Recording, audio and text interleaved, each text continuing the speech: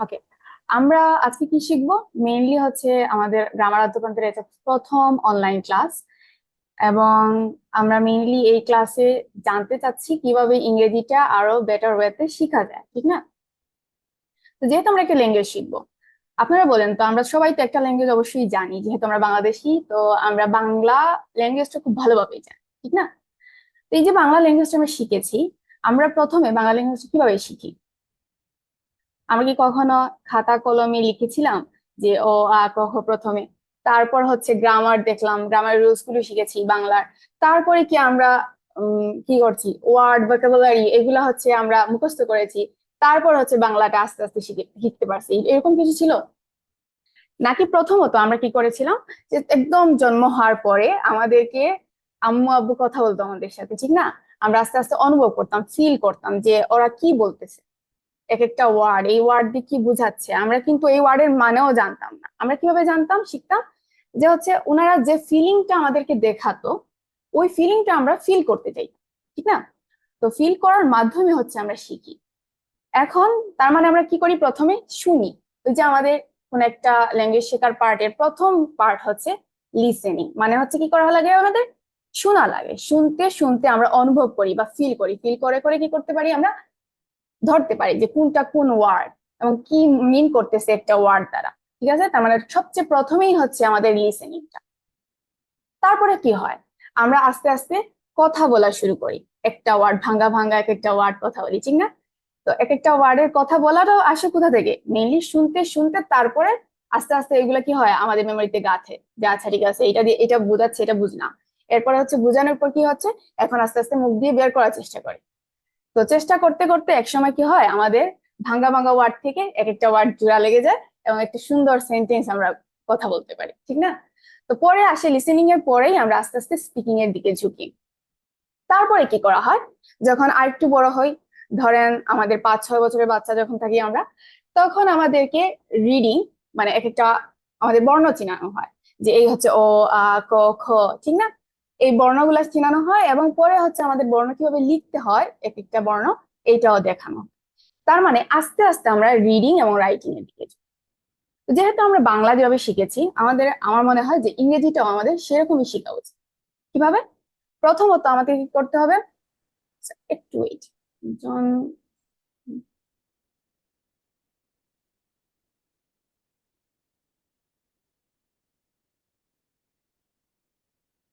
তো ইংরেজিটাও আমরা ঠিক সেভাবেই শিখবো। কিভাবে? প্রথমত আমাদেরকে শুনতে হবে, খুব বেশি শুনতে হবে। যত বেশি আমরা নেটিভ স্পিকারদের লিসেনিং, মানে স্পিকিংটা শুনবো, তত বেশি হচ্ছে আমাদেরকে কি হবে, আয়ত্তে আসবে যে ওই জিনিসটা কি বলতেছে ওরা। আরেকটা জিনিস, একটা নতুন জিনিস বলি, আপনারা সবাই চোখ বন্ধ করবেন, ঠিক আছে? চোখ বন্ধ করে আমি যখন বই বলবো, আপনারা কি জিনিসটা মনে করেন বলেন তো? যদি বই বলি, চোখ বন্ধ করলাম, বন্ধ করে বললাম আমি বই, ঠিক আছে? যখন বই বলি আপনাদেরকে, এই যে একটা অবজেক্ট, এই অবজেক্টটা আপনাদের সামনে আসে, আপনাদের মাথায় আসে যে এটা হচ্ছে বই, ঠিক আছে? যখন ইংরেজিতে আমি বলবো বুক, তখন চোখ বন্ধ করলে আপনি এটাই দেখতে পারবেন। আর যখন আমি আরবিতে যদি কিতাব বলি, তো আপনি চোখ বন্ধ করলে কিতাব বলতে এটাই বোঝাবে, ঠিক না? তার মানে আমরা কি করতেছি, আমরা আসলে রিলেট করতেছি একটা জিনিসের সাথে আরেকটা জিনিস। এই যে একটা বস্তু, মেইন হচ্ছে এই বস্তুটা, অথবা যে অবস্থা, এই অবস্থাটা, এই অবজেক্টটা আমরা দেখি, আমরা ফিল করি। তারপর ওই অবজেক্টটাকে কোন ল্যাঙ্গুয়েজে কিভাবে হচ্ছে কি করা হয়, বলা হয়, এইটা আমরা জেনে নিই। জেনে তারপরে হচ্ছে আমরা কি করি, ফিল করতে পারি যে এটাই হচ্ছে ওই জিনিসটা। এই জন্যই মেইনলি কি করা হয়, আমরা যখন কোনো একটা ট্রান্সলেশন করি, যে বাংলা থেকে আমরা কি করি, ইংরেজিতে নিয়ে গেলাম। যখন কোনো একটা প্যাসেজ বাংলা থেকে আপনি ইংরেজিতে নিয়ে যান, তখন বলুন তো, বাংলায় পড়তে যে ফিলটা পেয়েছিলেন, যেভাবে অনুভব করতে পেরেছিলেন, তো যখন ইংরেজিতে ওইটাই আবার পড়েন, ওই জিনিসটাই ট্রান্সলেশন করার পরে, তখন কি ওই ফিলটা আসে? একটু সবাই আমাকে বলবেন চেক বক্সে, যে ওই ফিলটা কি আসে আপনাদের, যে বুঝেন আসলে ওই যে যে অনুভূতিটা আগে ছিল যখন আমরা বাংলা পড়বো, তখন যে অনুভূতিটা থাকে, ওই অনুভূতিটাও কি আসে ইংরেজি যখন পড়েন, ওই একই ট্রান্সলেশনে? আসে না কিন্তু, হ্যাঁ। তো আমরা কি করি, যখন হচ্ছে আবার ইংরেজি, তার মানে ইংরেজিও তো একটা ল্যাঙ্গুয়েজ, ঠিক না? ইংরেজি ল্যাঙ্গুয়েজ যখন আবার আমরা বাংলায় ট্রান্সলেশন করে পড়ালেখা করি, আমরা বেশিরভাগ কিন্তু এই জিনিসটাই করি। আমাদের এটাই হচ্ছে প্রথম ভুল, আমরা প্রথমে ইংরেজি থেকে বাংলায় অনুবাদটা আগে দেখি, দেখে তারপর মুখস্থ করার চেষ্টা করি অথবা বোঝার চেষ্টা করি, তারপরে হচ্ছে আমরা ডেলিভার করি এই জিনিসটা, রিডিং এ হোক, রাইটিং এ হোক, অথবা স্পিকিং এ হোক। তো জিনিসটা আসলে এইভাবে হয় না, ওই যে বাংলা থেকে ইংরেজিতে মিলে যেভাবে আপনার ফিলিংটা আসবে না, ঠিক তেমনি ইংরেজি থেকে যখন বাংলায় আনবেন তখনও এই ফিলিংটা আসবে না। তাহলে আমাদের কি শিখতে হবে কিভাবে? তো যখনই আপনি আগে সিলেক্ট করবেন অবজেক্টটা, কোন অবজেক্ট নিয়ে আপনি কথা বলতেছেন, ঠিক আছে? এই অবজেক্টটা সিলেক্ট করার পর এই অবজেক্টটা আপনার ইংরেজি ভাষায় কিভাবে প্রকাশ করে, কোন কথা বলে, কোন স্ল্যাং দিয়ে অথবা কোন ফ্রেজ দিয়ে, তো এগুলো আগে দেখতে হবে এবং তারপরে হচ্ছে রিলেট করতে হবে আস্তে আস্তে। এইটা একদিনের প্রসেস না, অবশ্যই আপনাকে হচ্ছে অনেক দিন এটা নিয়ে প্র্যাকটিস করতে হবে, অনেক বেশি শুনতে হবে, অনেক বেশি পড়তে হবে, লেখালেখি করতে হবে, তারপর বলার চেষ্টা করতে হবে, তারপরে হচ্ছে আপনার আস্তে আস্তে এই জিনিসটা আসবে, ঠিক আছে? তো আজকে যেহেতু আমরা দেখবো যে কিভাবে হচ্ছে ইংরেজিটা আমরা সহজ পদ্ধতিতে কি করতে পারি, আয়ত্তে আনতে পারি। এই জিনিসটা যেগুলো বলছি এগুলো কি একটু বুঝতে পারছেন? কারণ এটা একটু ফিলোসফিক্যাল বিষয়। ফিলোসফিক্যাল বিষয় হচ্ছে একটু কি হয়, মানে ডিপ ডিপ লেভেলে। বুঝে গেছে আমি কি বলতে চাইছি?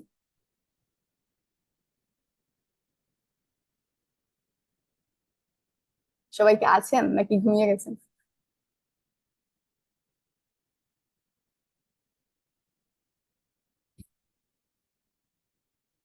আচ্ছা, বুঝা গেছে কিনা? ওকে ওকে।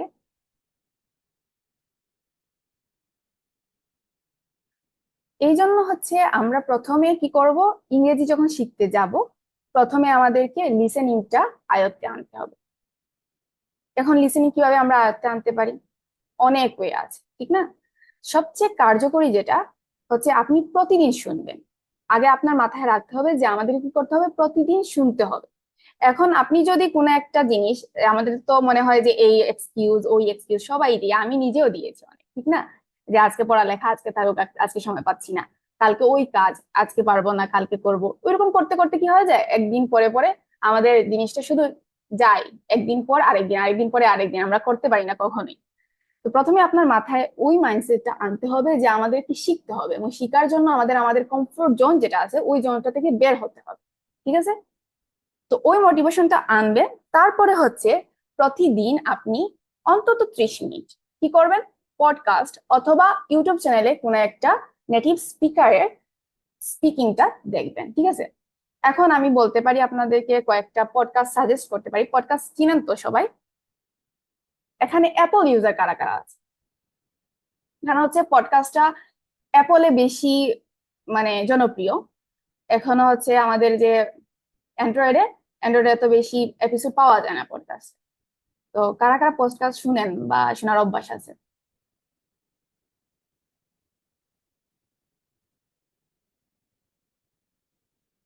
হ্যাঁ, গুগল পডকাস্ট অনেক কম এপিসোড পাওয়া যায়। আমার কাছে ভালো লাগে দুইটা পডকাস্ট, একটা হচ্ছে বিবিসি এর 6 মিনিট ইংলিশ। 6 মিনিট ইংলিশও আছে, আবার হচ্ছে 6 মিনিট ভোকাবুলারি আছে, তারপর আরো অনেক কিছু। মানে বিবিসির যে 6 মিনিট সিরিজ গুলা ওইগুলা হচ্ছে আমার ভালো লাগে। তো এগুলো আমি শুনতাম, এখনো শুনি মাঝে মাঝে। আর হচ্ছে আরেকটা জিনিস ভাল লাগে, ওইটা হচ্ছে 6 মিনিটের একটা এপিসোড। আর আরেকটা জিনিস হচ্ছে ভয়েস অফ আমেরিকা, একটা পডকাস্ট আছে। ওদের হচ্ছে 30 মিনিটের এক একটা পডকাস্টের লিমিটেশন। তো ওই 30 মিনিট আমি শুনি যখন মন চায়, যখন ফ্রি থাকি। তো আপনাদের যেহেতু আপনারা শিখবেন ইংরেজি, এখন স্টেজ হচ্ছে কি, লার্নিং স্টেজে আছেন। তো লার্নিং স্টেজে কি করতে হয়, ডেইলি শুনতে হবে। আপনি যদি ধরেন আজকে শুনলাম, তারপর হচ্ছে আরো 1 সপ্তাহ চলে গেল, 2 সপ্তাহ চলে গেল, তারপর মনে হলো না আরেকটা শোনা উচিত, এরকম করলে কখনো হচ্ছে ওই এনভায়রনমেন্টটা তৈরি করতে পারবেন না আপনার পাশে, এবং হচ্ছে কখনো শেখা হবে না আর কি। তো হচ্ছে, হ্যাঁ এটা অনেক ভালো। ওকে, তো আমি দুইটা সাজেস্ট করছি আপনাকে। যে একটা পডকাস্ট কি বললাম, বিবিসি এর,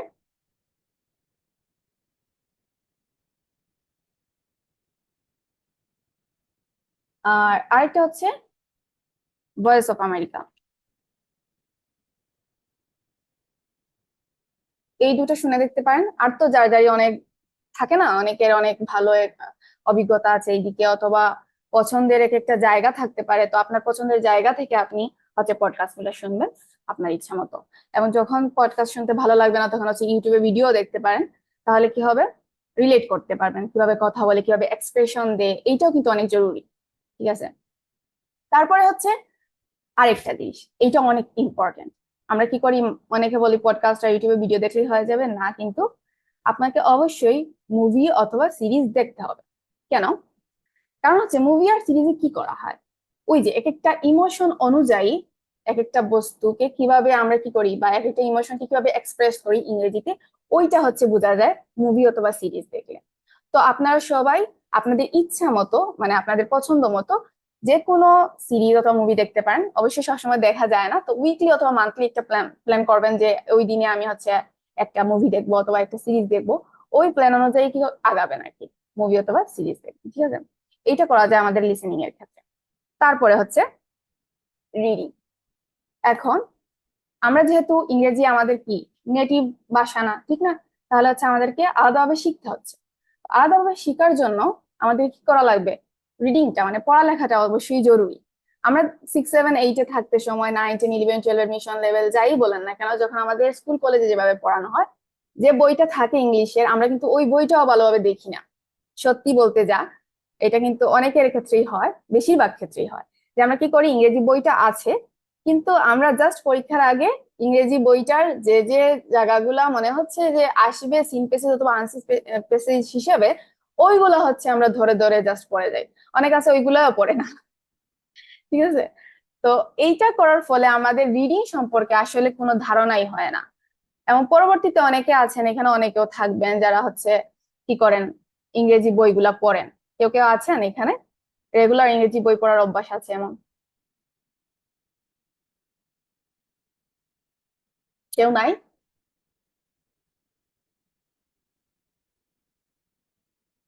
আচ্ছা, মাশাআল্লাহ। আর কেউ? তো বই পড়াটা হচ্ছে অনেক ইম্পর্টেন্ট। বই পড়লে কি হয় জানেন, একটা তো হচ্ছে আপনি দেখতে পারবেন তারা কিভাবে ইউজ করতেছে, গ্রামাটিক্যাল ওয়ার্ড বলুন বা গ্রামাটিক্যাল সেন্টেন্স বলুন, যে কোনো জিনিস বই পড়লে বোঝা যায় যে ওই জিনিসটা কিভাবে আমাদের এক্সপ্রেস করতে হবে। ঠিক আছে, তারপরে আরো কয়েকটা জিনিস হচ্ছে আমরা ভোকাবুলারি সম্পর্কে একটা ভালো আইডিয়া আসে। তো আর কথা আছে এখানে যে ভোকাবুলারি নিয়ে বলবো, কিন্তু প্রথম কথা হচ্ছে রিডিং এর জন্য অবশ্যই আপনাকে বই পড়তে হবে, ইংরেজি বই এবং ভালো ভালো রাইটারের বই। এবং অবশ্যই আপনার যেদিকে ইন্টারেস্ট আছে ওই দিকটা নিয়েই বই পড়বেন, কারণ তারপরে হচ্ছে দেখবেন 1-2 পৃষ্ঠা পড়ার পর আর ভালো লাগতেছে না। এইটা মাস্ট একটা রেকমেন্ডেশন। এবং পরে হচ্ছে আপনি চাইলে ডেইলি নিউজ পেপার গুলা পড়তে পারেন অথবা ম্যাগাজিন পড়তে পারেন, এটা আপনার সম্পূর্ণ ইচ্ছা। তবে আমি সব সময় বই পড়াটাকে প্রেফার করি। আমার নিউজ পেপার এবং ম্যাগাজিন পড়া অনেক কমই হয়, কিন্তু আমি বই পড়ি খুব বেশি। তো এইটা আমি রেকমেন্ড করবো, কারণ এটা থেকে আমি অনেক বেশি উপকৃত হয়েছে। তো হচ্ছে রিডিং এর ব্যাপার গেল। তারপরে হচ্ছে রাইটিং। তো আমরা রাইটিংটা কখন লাগে বলেন তো? ক্লাস 6, 7, 8 বলুন, অথবা এর থেকে ছোটই বলুন অথবা বড় বলুন, সব ক্ষেত্রেই আমাদের রাইটিং এর একটা পার্ট থাকে। তারপর হচ্ছে যখন এডমিশন লেভেলে যাই, অনেক এডমিশন পরীক্ষাও থাকে কিন্তু রাইটিং এর অপশনটা। এবং আমাদের আইএলটিএস পরীক্ষা, এসএটি এসএটি পরীক্ষা থাকে না, জিআরই পরীক্ষা থাকে না। তো আইএলটিএস পরীক্ষা রাইটিং এর একটা অংশ অবশ্যই আছে। এবং আরেকটা কি থাকে বলেন তো, যখন আমরা বিসিএস পরীক্ষা দিই অথবা যে কোনো জব প্রিপারেশন পরীক্ষা, ওই পরীক্ষাগুলোতেও মাঝে মাঝে কি হয়, রাইটিং এর একটা অপশন থাকে, বিসিএস পরীক্ষা তো থাকে। তো এটা হচ্ছে একটা বড় একটা পার্ট। ঠিক আছে, এমন যে কোনো জায়গায় আপনি যখন কি করবেন, জবের ক্ষেত্রে হোক বা যে কোনো ক্ষেত্রে হোক, আপনার রাইটিং অংশটা লাগবেই লাগবে। এই জন্য হচ্ছে আপনাকে একটা কাজ করতে হবে ডেইলি। ওই যে অন্যান্য সোর্স থেকে আপনি যখন কি করবেন, লিসেনিং শুনলেন, শুনে এক একটা ভোকাবুলারি আপনি পিক করবেন এক একটা জায়গা থেকে। ঠিক আছে, তারপর ধরুন আপনি এক একটা বই পড়লেন। তো যখন একটা বই পড়লেন, ওই বইয়ের এক একটা পেজ থেকে সবগুলা নেওয়ার দরকার নাই, কারণ সবগুলা যখন নিবেন আপনি, তখন দেখবেন মানে কোনো ভোকাবুলারি আপনার শেখা হচ্ছে না, সবগুলো মাথায় জট পেকে যাবে। তো প্রথমে কি করবেন, ধরুন 2-3টা পেজ পড়েছেন আজকে একটা বইয়ে, পড়ার পর এর মধ্যে থেকে হয় একটা অথবা দুইটা যেটা মনে হবে যে আপনার জন্য উপকারী, বা আজকে আপনার এই দৈনন্দিন যে কাজগুলো করবেন ওই কাজের মধ্যে এইটা আপনি কি করতে পারবেন, অ্যাপ্লাই করতে পারেন, এমন কোনো ভোকাবুলারি। এগুলা কি করবেন, পিক করবেন প্রথমে। পিক করে একটা আলাদা নোট খাতায় লিখতে পারেন। লিখার পর ওইগুলা দিয়ে তারপর চিন্তা করে করে আপনি একটা শর্ট প্যাসেজ বানাইতে পারেন। এটা হচ্ছে একটা ওয়ে, যে ওয়েতে হচ্ছে রাইটিংটা ইমপ্রুভ করা যায়। এবং রাইটিং এর সবচেয়ে বেশি ইম্পর্টেন্ট হচ্ছে আমাদের গ্রামার। তো গ্রামার নিয়ে কথা বলবো একটু পরে। তো এটা হচ্ছে আপনাদের মাথায় রাখতে হবে, ঠিক আছে? এবং আরেকটা জিনিস ভালো হয় যাদের হচ্ছে নোট লেখার একটা অভ্যাস আছে। কাদের কাদের নোট লেখার অভ্যাস আছে, ডেইলি জার্নাল লেখা, আপনার লাইফে যা যা হয় ওইগুলো সবগুলো লিখে রাখা ডায়েরিতে। বাংলাই লিখেন কেউ এরকম আছেন?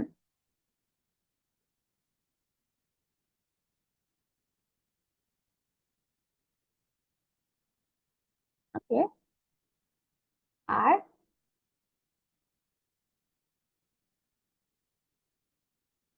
এটা কিন্তু অনেক ভালো একটা অভ্যাস। বাংলা লিখেন আর ইংলিশে লিখেন, যাই লিখেন না কেন, হচ্ছে আপনার রাইটিং অপশনটা অনেক ভালো হয়ে যায় যদি ডেইলি যে জিনিসগুলো আছে ওইগুলা খাতায় লিখতে পারেন শুধু।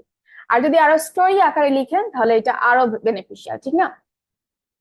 তো এখন থেকে যারা যারা ইংরেজি শিখতে চান, আপনারা কি করবেন? Daily journaling. ডেইলি জার্নাল বলতে কিরকম, যে আজকে দিনে যা যা করেছেন, হয় আপনি কি করতে পারেন, রাতকে বসে একটা টাইমে 5 মিনিট অথবা 10 মিনিট, বেশি সময় লাগে না কিন্তু, এই 5-10 মিনিটের ভিতরে ওই যে যা যা ভোকাবুলারি গুলো শিখবেন আপনার লিসেনিং থেকে, আপনার রিডিং থেকে, ওই সবগুলা নিয়ে কি করবেন, একটা আপনি লাইফে কি কি করেছেন আজকে ওইটা লিখে রাখবেন একটা পেজে, ঠিক আছে? তখন কি হবে, আপনার ওই যে রাইটিং এর জিনিসটা আস্তে আস্তে ইমপ্রুভমেন্ট হবে। তারপরে হচ্ছে মেইন যে জায়গাটা, স্পিকিং। স্পিকিং এ আমরা কি করি? স্পিকিং এর ক্ষেত্রেই সবার প্রবলেম। আমরা আমরা অনেক কিছু কি করতে পারি, মনে মনে বলতে পারি, হচ্ছে মাথায় খেলতেও পারি যে এরকম এরকম হবে, কিন্তু যখনই বলতে যাই তখন কি হয়, মুখ থেকে আর বের হয় না। এরকম না?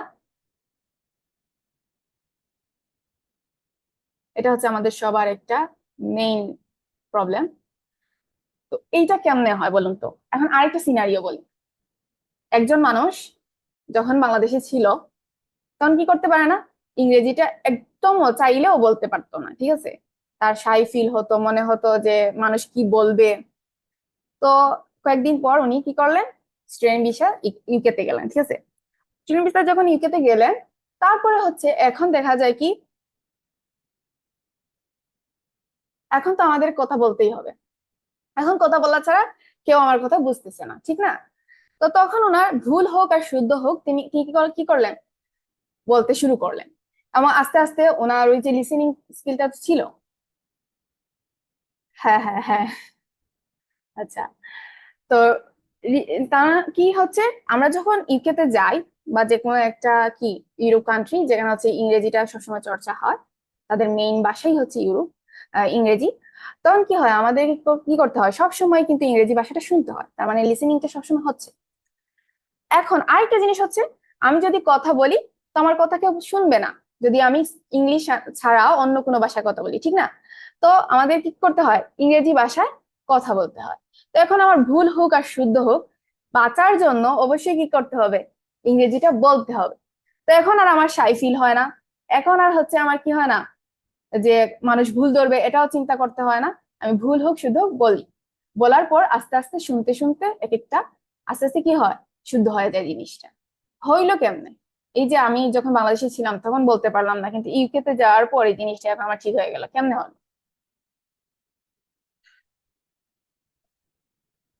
বলেন তো, কেমনে জিনিসটা হইলো?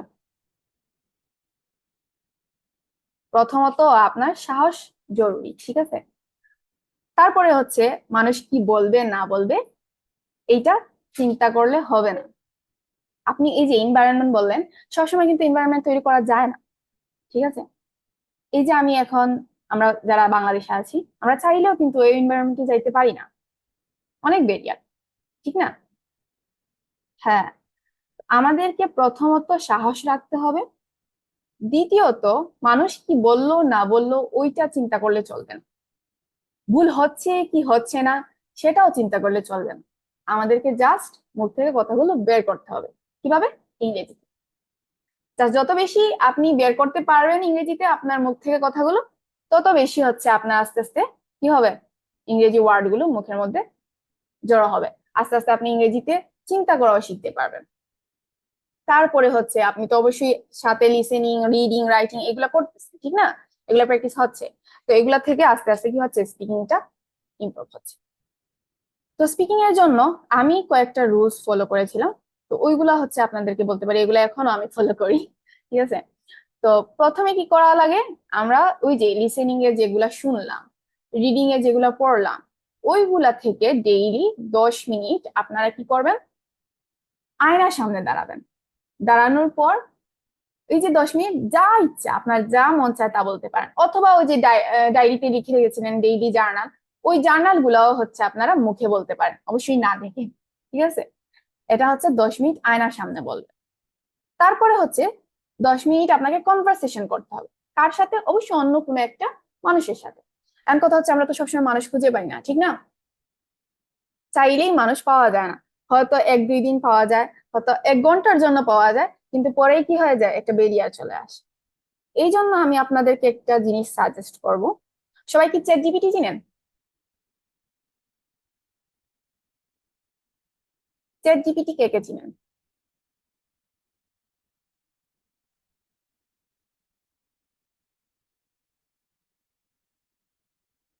কে?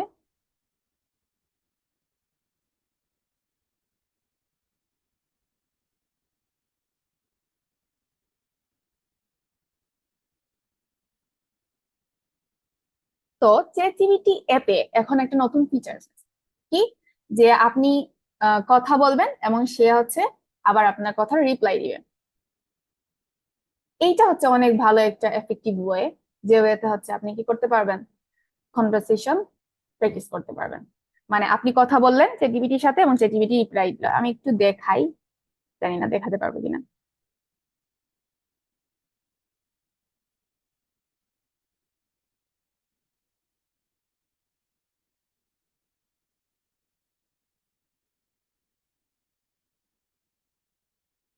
দেখা যাচ্ছে?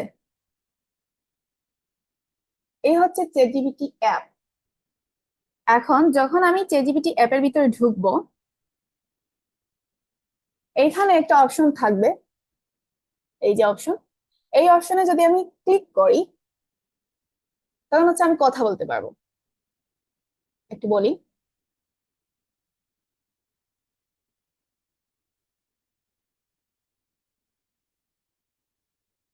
একটু সময় নেই, 10-20 সেকেন্ডের মতো সময় নিবে। Hi there. Seems like you're saying goodbye, but I just got here. Is there something specific you'd like to chat about? Hey ChatGPT, can you please say hi to my audience? Hey everyone, how's it going? It's great to be here chatting with you all. What's on your minds today? Can you please say hi to my audience? Hello everyone. How are you all doing today? It's nice to be here with you. What's the topic of discussion? এই দেখলেন, ওরা হচ্ছে কি করলো, আমার প্রশ্নের উত্তর দিল। আচ্ছা, এইভাবে হচ্ছে আপনি কথা বলতে পারবেন। এখন কথা হচ্ছে, কথা তো বললেন, এখানে হচ্ছে আমি কি বলেছিলাম, যখন ডেইলি কনভারসেশন হবে ওই কনভারসেশন থেকে আপনার কি করতে হবে, ভোকাবুলারি গুলা কালেক্ট করতে হবে। সবগুলা না, যতটুকু মনে হয় আপনি পারবেন ওইরকম। তো এখন আমি ধরুন এইভাবে চ্যাটজিপিটির সাথে কথা বললাম, কথা বলে চ্যাটজিপিটি এমন একটা ওয়ার্ড ইউজ করলো যেটা হচ্ছে আমার মনে হলো আমার জন্য বেনিফিশিয়াল, আমি এটা নিতে পারি, ঠিক আছে, আমি পিক করতে পারি। তো এখন আমি কিভাবে এটা নিব, আমি তো শুনছি হয়তো আমার মাথা থেকে চলে গেছে এরকম। তো যখনই আমরা কথা বলা শেষ করি, তখন দেখবেন যা যা কনভারসেশন হয়েছে সবগুলো এখানে কি করা হবে, এভাবে লিখিত আকারে থেকে যাবে। তো আপনি ওইখান থেকে হচ্ছে আপনারা কি করতে পারবেন, ভোকাবুলারি গুলা পিক করতে পারবেন। এইটা একটা অপশন, অনেক ভালো একটা ফিচার্স, আমার অনেক ভালো লাগছে। জানি না আপনাদের কেমন লাগবে, আপনারা ট্রাই করে দেখতে পারেন। এবং নেক্সট হচ্ছে 10 মিনিট রেকর্ড। আমি একটা কথা বলি, যখন হচ্ছে এই যে গ্রামার আদ্যপান্তের জন্য আমি প্রথম প্রথম ভিডিও রেকর্ড করতে গেছি। এখন মানে মেইনলি হচ্ছে আমার মার্কেটিং এর জন্য ভিডিও রেকর্ড। আমি কথা বলতে পারতাম না ভিডিওর সামনে গেলে, আমার মনে হতো অনেক বেশি প্রবলেম হচ্ছে মুখের মধ্যে, কথাগুলো সবগুলো স্ল্যাং কিরকম হয়ে যেত, স্লিপ আউট হয়ে যেত, তো কথা বলতে পারতাম না। তখন আমার মনে হয়েছিল যে আসলে ক্যামেরার সামনে কথা বলাটা হচ্ছে একটা আর্ট, একটা স্কিল, যেটা হচ্ছে আমাদের কি করতে হয়, প্র্যাকটিস করতে হবে। এবং আমরা এমন একটা জায়গায় এখন বাস করতেছি, এমন একটা মানে সিচুয়েশনই এমন, যে আপনাকে কি করতে হবে, যদি কোনো একটা উন্নত জায়গায় যেতে হয় তাহলে আপনাকে ক্যামেরার সামনে কোনো না কোনো সময় দাঁড়াতে হয়, ঠিক না? আপনার চাকরির ক্ষেত্রে হোক, জবের ক্ষেত্রে হোক, অথবা বিজনেসের ক্ষেত্রে হোক, অথবা আপনার ক্লাসে প্রেজেন্টেশনের ক্ষেত্রে হোক, যে কোনো জায়গায় আপনাকে ক্যামেরার সামনে দাঁড়াতে হবেই, ঠিক আছে? তো এইটা হচ্ছে অনেক বড় একটা স্কিল, এবং এই স্কিলটার জন্য আপনাকে অবশ্যই কি করতে হবে, রেকর্ড অপশনটা মানে ধরুন আপনি যে 10 মিনিট কথা বললেন আয়নার সামনে, 10 মিনিট কথা বলার পর ওই কথাগুলাই আবার আপনি কি করবেন, আপনার মোবাইলে ক্যামেরাটা অন করবেন, অন করে তারপর ওই প্রেজেন্টেশন যেভাবে দেন ওই ঠিক সেম ওয়েতে আপনি দাঁড়াবেন, দাঁড়িয়ে কি করবেন, রেকর্ড করবেন আপনার নিজের কথাগুলো। তখন হচ্ছে কি হবে, একই সাথে আপনার স্পিকিং টাও হচ্ছে ভালো হবে, এবং হচ্ছে কি করলেন, আপনার ওই যে রেকর্ডিং এর যে স্কিলটা ওইটা হচ্ছে বেটার হবে। এটা আমার মনে হয় সবার করা উচিত। তো আমিও এরকম করতে করতে আস্তে আস্তে এখন আপনাদের সামনে বসে কথা বলতেছি আর কি। জানি না কিরকম হচ্ছে, বাট আই হ্যাভ করেজ। ওকে, এখন এই যে 4টা পার্ট, কি কি, লিসেনিং, রিডিং, রাইটিং আর স্পিকিং, 4টা পার্টের জন্য তো বললাম কি কি আমার রেকমেন্ডেশন গুলা। এখন হচ্ছে এই 4টা পার্টের জন্যই আপনার এসেনশিয়াল কি আছে, 2টা জিনিস আছে, যে 2টা জিনিস সব কিছুর ক্ষেত্রেই লাগে, 4টা পার্টের ক্ষেত্রেই লাগে। কি কি? একটা হচ্ছে ভোকাবুলারি আর আরেকটা হচ্ছে গ্রামার। এই 2টা ছাড়া আপনি কখনো কি করতে পারবেন না, ইংলিশটা সম্পূর্ণভাবে শিখতে পারবেন, ঠিক আছে? ধরেন আপনি সবকিছুই জানেন, কিভাবে গ্রামারের কোন রুলস কিভাবে অ্যাপ্লাই করতে হয় সবকিছু জানেন, কিভাবে লিখতে হয় সেটাও জানেন, কিভাবে পড়তে হয় সেটাও জানেন, কিন্তু আপনি এক একটা ওয়ার্ডের মিনিং জানেন না। তাহলে যখন আপনি শুনবেন তখনও বুঝতে পারবেন না, যখন হচ্ছে আপনি পড়বেন তখনও বুঝতে পারবেন না, লিখতে গেলে তো আর আপনার আসবেই না মাথায় কোনো ওয়ার্ড, এমন হচ্ছে যখন বলতে যাবেন তখনও পারবেন না। তার মানে এটা হচ্ছে সবচেয়ে ইম্পর্টেন্ট একটা জিনিস, ঠিক না? ভোকাবুলারি। তারপরে হচ্ছে গ্রামার। গ্রামারটা, আচ্ছা, আমরা যে গ্রামাটিক্যাল রুলস করি সবকিছুর কাছে কি সেম? সব গ্রামাটিক্যাল রুলস কি একই? যখন রিডিং এর ক্ষেত্রে আপনি গ্রামাটিক্যাল, রিডিং এর ক্ষেত্রে গ্রামাটিক্যাল রুলস লাগে না, হ্যাঁ, লাগে কোথায় কোথায় কোথায়, রাইটিং এ আর স্পিকিং এ। তো রাইটিং এর যে গ্রামাটিক্যাল রুলস আর স্পিকিং এর যে গ্রামাটিক্যাল রুলস সেগুলো কি সেম, নাকি মনে হয়?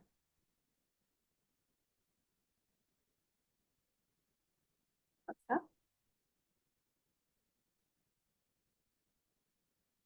স্পিকিং এর ক্ষেত্রে এই যে আমি কথা বলতেছি, আমি কি সবগুলা মানে গ্রামাটিক্যাল রুলস মেনে বাংলায় কথা বলতেছি? না তো, আমরা কোনো গ্রামাটিক্যাল রুল শিখি না যখন আমরা কথা বলতে যাই।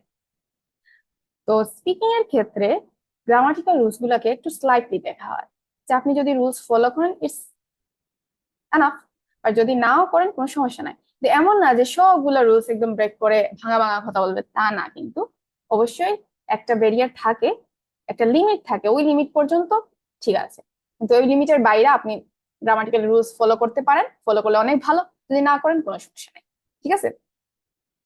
কিন্তু রাইটিং এর ক্ষেত্রে অবশ্যই গ্রামাটিক্যাল রুলস গুলো মেনে তারপরে হচ্ছে আমাদের লিখতে হয়, নয়তো অনেক কি হয়, মানে সৌন্দর্য হারায় জিনিসটা, ঠিক আছে?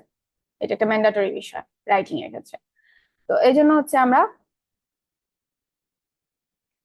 গ্রামাটিক্যাল রুলসটা অবশ্যই রাইটিং এর জন্য জানতে হবে, ঠিক আছে? এখন আসি আর কোন কোন ক্ষেত্রে আমাদের গ্রামাটিক্যাল রুলস জানতে হবে। রিডিং, আইএলটিএস এর একটা রিডিং পার্ট আছে, জানেন? তারপর হচ্ছে লিসেনিং আরেকটা পার্ট। ওইগুলা হচ্ছে অবশ্যই আমাদের গতানুগতিক ধারায় যে আমরা পড়ালেখা করি ওইগুলার মতো না। আগে পড়তে হয় একটা পেসেজ, তারপর হচ্ছে ওই পেসেজ থেকে আমাদের কি করতে হয়, প্রশ্নের উত্তর দিতে হয়, ঠিক না? তো রিডিং এর ক্ষেত্রে, আইএলটিএস এর রিডিং এর ক্ষেত্রে আপনার অবশ্যই গ্রামাটিক্যাল রুলস কিছু জানতে হবে, যে রুলস গুলো জানলে আপনি অনেক ভালো ভালো একটা পয়েন্ট তুলতে পারবেন। ঠিক তেমনি আইএলটিএস এর লিসেনিং এর ক্ষেত্রেও গ্রামাটিক্যাল রুলস জানা লাগে, ঠিক আছে? তো গ্রামারটা অবশ্যই ইম্পর্টেন্ট। তারপরে হচ্ছে এখন আমরা দেখি যে ভোকাবুলারি শেখার জন্য আমরা কিভাবে শিখতে পারি। প্রথমত তো আমরা দেখলাম যে লিসেনিং থেকে আমরা পিক করতে পারি, আমরা যখন রিডিং প্র্যাকটিস করবো তখন আমরা ভোকাবুলারি পিক করতে পারি। রাইটিং এর ক্ষেত্রে ওই যেগুলো পিক করলাম ওইগুলো আবার আমরা কি করতে পারি, অ্যাপ্লাই করতে পারি। এবং স্পিকিং এর ক্ষেত্রেও সেম, এগুলো অ্যাপ্লাই করব। এবং যদি আমরা কনভারসেশন চালু করি কোনো একটা জিনিসের সাথে, চ্যাট জিপিটি হোক অথবা কোনো মানুষ হোক, তখন কি করব, ওইখান থেকেও আমরা কি করতে পারি, ভোকাবুলারি গুলো পিক করতে পারি, ঠিক না? তো পিক করার পর আমরা কিভাবে এগুলা এফেক্টিভ ওয়েতে কাজে লাগাবো, এটা হচ্ছে আমাদের মেইন বিষয়। তো প্রথমত আমাদেরকে এক একটা ওয়ার্ড আনলাম, ধরুন আমি একটা ওয়ার্ড পিক করলাম যে কোনো একটা জায়গা থেকে। পিক করার পর আমরা এর অর্থটা বুঝবো। এখন বলেন, ধরুন আমি বললাম ক্লাস। এখন ক্লাস অর্থ কি? শ্রেণী। আপনারা এইভাবে শিখবেন। অর্থ যে বললাম মিনিংটা বের করতে হবে, এই মিনিংটা কি এভাবে শিখবেন যে ক্লাস একটা ভোকাবুলারি পিক করছি আমি, এখন এই ভোকাবুলারির মধ্যে ক্লাসের অর্থ হচ্ছে শ্রেণী। এভাবে শিখবেন। তাহলে কিভাবে শিখবেন? একটু আগে বলেছিলাম যে আমাদেরকে কি করতে হবে, অবজেক্টটা সিলেক্ট করতে হয়।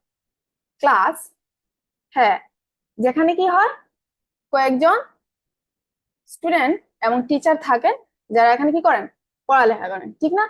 এটা হচ্ছে শ্রেণী। বাংলা শ্রেণী যখন বলি তখন এর অর্থ এটা বোঝায়। ইংরেজিতে যখন আপনি শিখবেন তখন হচ্ছে ইংরেজির এলাবোরেট একটা মিনিং থাকবে, ওই মিনিংটা বোঝার চেষ্টা করবেন। কোন ফিলিংসটা দিল ওই ওয়ার্ড দ্বারা ওইটা বোঝার চেষ্টা করবেন, এবং কিভাবে এটা অ্যাপ্লাই করতে হয় সেটাও বোঝার চেষ্টা করবেন। তো এইটা হচ্ছে মিনিং জানা, ঠিক আছে? কোন একটা ভোকাবুলারি মিনিং বলতে এইটা বোঝা। তারপরে হচ্ছে আরেকটা জিনিস ইম্পর্টেন্ট, যে পার্ট অফ স্পিচ। আমরা জানি যে আমাদের 8 ধরনের পার্ট অফ স্পিচ থাকে। ওই 8 ধরনের পার্ট অফ স্পিচের মধ্যে কোন পার্ট অফ স্পিচটা এই যে ভোকাবুলারিটা আমরা আনলাম ওই ভোকাবুলারি, ঠিক আছে? আরেকটা ইম্পর্টেন্ট জিনিস হচ্ছে ওয়ার্ড স্ট্রেস। কারা কারা ওয়ার্ড স্ট্রেস সম্পর্কে একটু হলেও জানেন? একটু বলেন তো ওয়ার্ড স্ট্রেস কি জিনিসটা।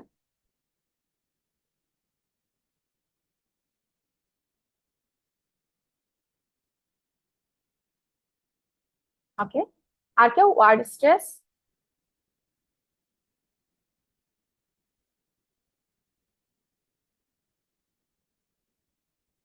ওয়ার্ড স্ট্রেস কিন্তু অনেক ইম্পর্টেন্ট। ওয়ার্ড স্ট্রেস যদি জেনে যান তাহলে হচ্ছে আপনারা অনেক কিছু জেনে যাবেন, এবং স্পিকিং এর ক্ষেত্রে অনেক বেরিয়ার। জি না। আর কেউ? হ্যাঁ, আপনারা পিক করেন, এভাবে গেস করেন কি হতে পারে ওয়ার্ড স্ট্রেস।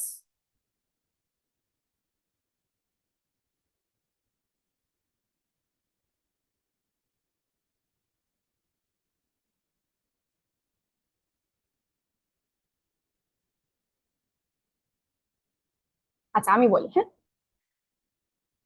ধরুন আমি একটা ওয়ার্ড দিই,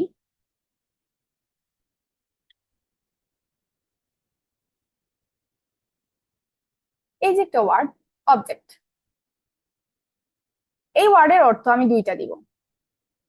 একটা হচ্ছে, কি প্রবলেম,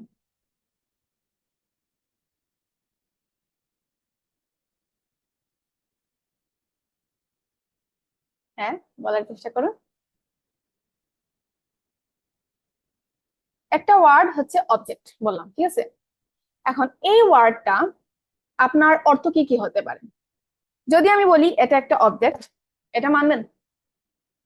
অবজেক্ট অর্থ বস্তু, ঠিক না? তাহলে এটা একটা অবজেক্ট।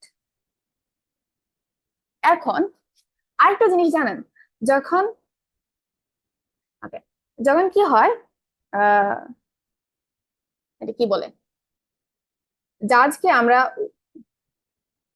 হ্যাঁ, আচ্ছা, জাজকে যখন আমরা বলি অবজেকশন ইয়ার অনার, তখন ওই অবজেক্ট অর্থ কি হয়? বিরোধিতা করা, মতবিরোধ করা, ওইরকম কিছু একটা বোঝায় না? ঠিক না? হ্যাঁ, তার মানে একই ওয়ার্ড অবজেক্ট যখন বলি তখন ওইটার নাম হয়ে যায় কি, অর্থ হয়ে যায় কি, কোন একটা বস্তু, ঠিক না? কিন্তু যখন অবজেক্ট বললাম তখন ওইটার নাম হয়ে গেছে কি, বিরোধিতা করা বা মতবিরোধ করা। তো একটু পার্থক্য বুঝছেন যে আমি কি করেছিলাম? যখন আমি বস্তু বলেছি তখন কি বলেছি, অবজেক্ট। আর যখন আমি কোনো মতবিরোধ বোঝাচ্ছি তখন হচ্ছে অবজেক্ট। দুইটা ক্ষেত্রে একটা ডিফারেন্স। যখন আমি বস্তু বলি তখন কি করেছিলাম, ওই যে এখানে তো দুইটা সিলেবল এই অবজেক্টের মধ্যে, ঠিক না? অব একটা সিলেবল এবং জেক্ট আর একটা সিলেবল। তো প্রথম সিলেবলে যখন স্ট্রেস দিয়েছিলাম অবজেক্ট, স্ট্রেস দেওয়া মানে কি, একটু জুড়ে বলা, একটু লম্বা করে বলা, এবং হচ্ছে কিভাবে একটু ক্লিয়ার ভাবে বলা। তো যখন আমি ওই যে অবের মধ্যে কি করেছি, স্ট্রেস দিয়েছি, মানে লম্বা করে বলেছি, একটু জুড়ে বলেছি, তখন এটার অর্থ চেঞ্জ হয়ে গেছে। কি হয়েছে অর্থ? বস্তু, অবজেক্ট। কিন্তু যখন আমি জেক্টের মধ্যে ওই যে দ্বিতীয় সিলেবলের মধ্যে স্ট্রেস দিয়েছি, অবজেক্ট, তখন ওইটার নাম হয়ে গেছে কি, মতবিরোধ করা। তার মানে একই ওয়ার্ডকে আমরা কি করি, ওয়ার্ড স্ট্রেস অনুযায়ী অর্থটা চেঞ্জ করতে পারি। যখন এটা নাউন থাকে, নাউন অর্থ বস্তু, মানে অবজেক্ট অর্থ বস্তু, মানে এখানে অবজেক্টটা নাউন হিসেবে আছে, তখন আমরা কি করেছিলাম, প্রথম সিলেবলে স্ট্রেস দিয়েছিলাম, এই জন্য অর্থ কি হয়ে গেছে, বস্তু হয়ে গেছে। কিন্তু যখন দ্বিতীয় সিলেবলে স্ট্রেস দিয়েছি, তখন অর্থ হয়ে গেছে মতবিরোধ। তো ওইভাবে এক একটা, যখন আমি কি বলি, ওয়ার্ড বলি, ওই ওয়ার্ডের এক একটা সিলেবলে আমরা একটু লম্বা করে বলি, একটু ক্লিয়ার ভাবে বলি, একটু হচ্ছে জুড়ে বলি এক একটা সিলেবলকে। তো ওই যে একটু জুড়ে বলা, একটু হচ্ছে লম্বা করে বলা, ওইটাকে বলা হয় ওয়ার্ড স্ট্রেস। বুঝা গেছে? ওয়ার্ড ওয়ার্ড স্ট্রেসের জন্য কি হয়, অর্থে চেঞ্জ হয়ে যায়। যেমন ধরুন, আরেকটা দিই,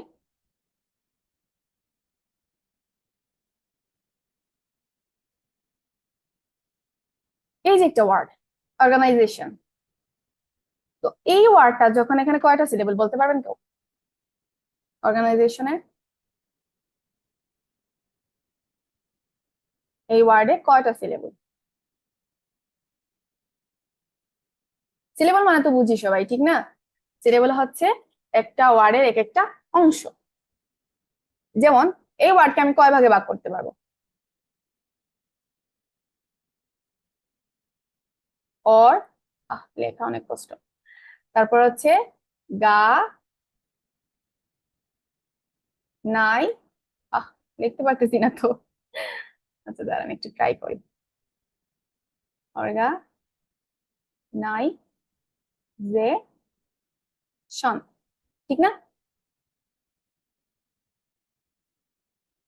এইভাবে হচ্ছে আমরা লিখতে পারি, বলতে পারি ভেঙে ভেঙে। কিভাবে? এই অর্গানাইজেশন, আমরা একবার অর, আরেকবার গা, তারপরে নাই, জে, শন, ভেঙে ভেঙে বললাম। কয় ভাগ করলাম আমরা? পাঁচটা ভাগে বলতে পেরেছি। এই যে প্রতিটা ভাগ, মানে এক এক একটা শব্দ এক একটা অংশে ভাগ করা। হ্যাঁ, ট্রাই করেছিলাম, কিন্তু হচ্ছে গ্রাফিক স্টেপটা আমি যেটা অর্ডার দিয়েছি ওইটা কালকে আসবে, এই জন্য সরি। আর হচ্ছে এই জন্য আর কি আজকে এরকম, একটু ম্যানেজ করে নিবেন, ঠিক আছে? তো এই যে আমরা কি করলাম, একটা ওয়ার্ডকে পাঁচটা অংশে ভাগ করে তারপর কি করেছি, উচ্চারণ করেছি। মানে একটা শব্দের এক একটা অংশ, এই যে এক একটা অংশ, ওই অংশগুলোকে কি বলা হয়, সিলেবল। ঠিক আছে? মানে শব্দাংশ, সিলেবল অর্থ কি, শব্দাংশ। তো এখন এই যে সিলেবল গুলা, সিলেবলের সবগুলাই কি আমি জুড়ে উচ্চারণ করেছি, অথবা সবগুলাই কি আমি এক মাপে উচ্চারণ করেছি? যেমন বললাম অর্গানাইজেশন, তখন আমি কোনটাতে স্ট্রেস দিয়েছি বলেন তো?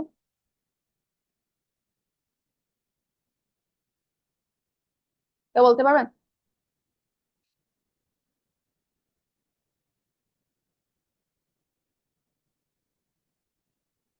আর কেউ?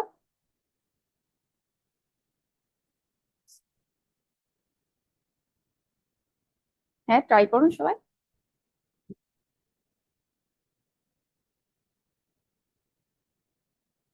আপনারা যখন অর্গানাইজেশন উচ্চারণ করবেন, তখন কিভাবে উচ্চারণ করেন?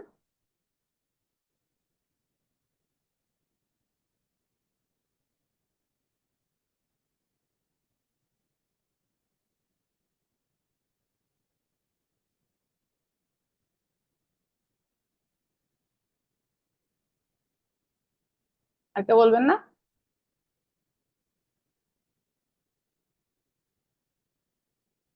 অর্গানাইজেশন, অর্গানাইজেশন, অর্গানাইজেশন, ঠিক না?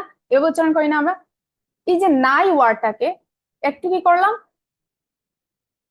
লম্বা করলাম, একটু জুড়ে বললাম, তারপর হচ্ছে একটু ক্লিয়ার ভাবে বললাম। তার মানে এইটাতে আমরা এখন কি করলাম, স্ট্রেস দিলাম। এইভাবে প্রতিটা ওয়ার্ড কিভাবে উচ্চারণ করতে হয়, কোনটাতে কিভাবে স্ট্রেস দিতে হয়, এইটা যদি জেনে যান, তাহলে হচ্ছে এই ওয়ার্ডটা একদম সুন্দরভাবে প্রনাউন্সিয়েট করতে পারবেন। ঠিক আছে? এই জন্য হচ্ছে যখনই যে যে ভোকাবুলারিটা আপনি পিক করবেন, ওইটা হচ্ছে কি করতে হবে, কোন জায়গায় ওয়ার্ড স্ট্রেসটা পড়বে ওইটা, এইটা হচ্ছে আপনি ডিটেইলসে জেনে নিবেন, জেনে তারপর হচ্ছে ওই ওয়ার্ড স্ট্রেস মেনে তারপর হচ্ছে উচ্চারণ করার চেষ্টা করবেন। এবং এখানে আরেকটা বেরিয়ার হচ্ছে কি, আমাদের জানতে হবে যদি ভার্ব হয় তাহলে কিভাবে উচ্চারণ হয়, কোন জায়গায় স্ট্রেস হয়, যখন নাউন হয় তখন কোন জায়গায় স্ট্রেস হয়, এইটাও জানতে হবে। ঠিক আছে, হাউ টু নো। আপনি অবশ্যই ইউটিউবে দেখতে পারেন, এবং আমাদেরও হচ্ছে ওয়ার্ড স্ট্রেসে আমাদের যে ক্লাস হবে, মেইন ক্লাস, ওইখানে ওয়ার্ড স্ট্রেস নিয়ে ডিটেইলসে কথা বলা হবে, একটা আলাদা মানে কি আছে, টপিকই আছে ওয়ার্ড স্ট্রেস নিয়ে। আচ্ছা, বলবো এগুলো ডিটেইলসে। এখন হচ্ছে তারপরে কি, আচ্ছা, এখন ওয়ার্ড স্ট্রেস মানে যখন আমরা কথা বলি তখন হচ্ছে প্রনাউন্সিয়েশনটা একদম ঠিক হয়ে যায়, কিন্তু তারপরেও আরেকটা জিনিস থাকে, অ্যাকসেন্ট বলে একটা কথা আছে, ঠিক না? তো কার কোন ধরনের অ্যাকসেন্ট ভালো লাগে? মেইনলি হচ্ছে দুইটা অ্যাকসেন্ট সব সময় কি করা হয়, ব্যবহার করা হয়, একটা হচ্ছে আমেরিকান অ্যাকসেন্ট আর একটা হচ্ছে ব্রিটিশ অ্যাকসেন্ট। এখন আমরা কার কোন অ্যাকসেন্টটা পছন্দ একটু জেনে নিই। আমেরিকান, ব্রিটিশ, আচ্ছা। এখন প্রশ্ন হচ্ছে, আপনার কি অ্যাকসেন্ট মেনেই সবসময় কথা বলতে হবে? এটা কি ম্যান্ডেটরি একটা বিষয়?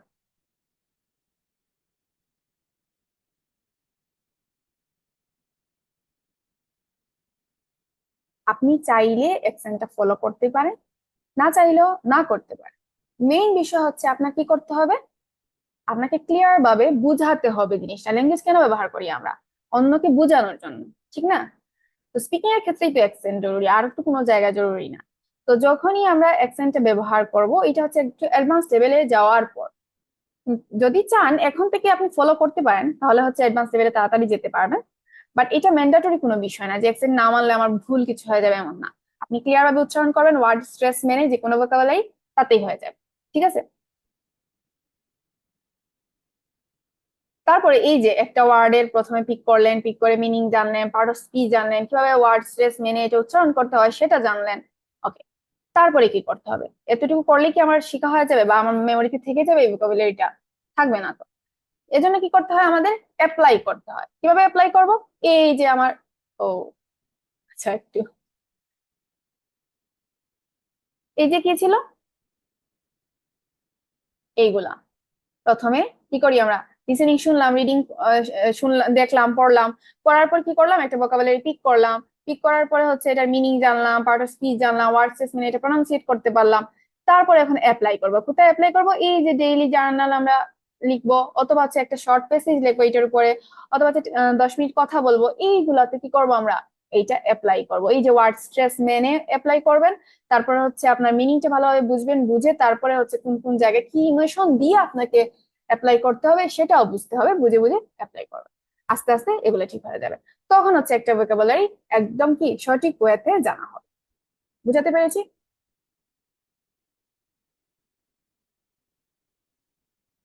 আচ্ছা, এতটুকু কারা কারা বুঝতে পেরেছেন এবং হচ্ছে ভালো লেগেছে? আজকে আমি একদম প্রথম এভাবে মানে ক্লাস নিচ্ছি, এতজন মানুষ, আগেও নেওয়া হয়েছে 1-to-1, কিন্তু এত মানুষের সাথে কখনো নেওয়া হয় নাই। তো হয়তো আমার ভুল ত্রুটি হতে পারে, যদি হয় অবশ্যই আমাকে জানাবেন। আর জানানোর জন্য আমি আমাদের জিমেইলটা দিতে পারি, আমাদের জিমেইলে হচ্ছে আপনারা জানাতে পারেন যে আমার কোনো ভুল ত্রুটি থেকে থাকলে কিভাবে ওইটা আমি ঠিক করতে পারি। ঠিক আছে, জিমেইল নাম্বারটা দিই আমি।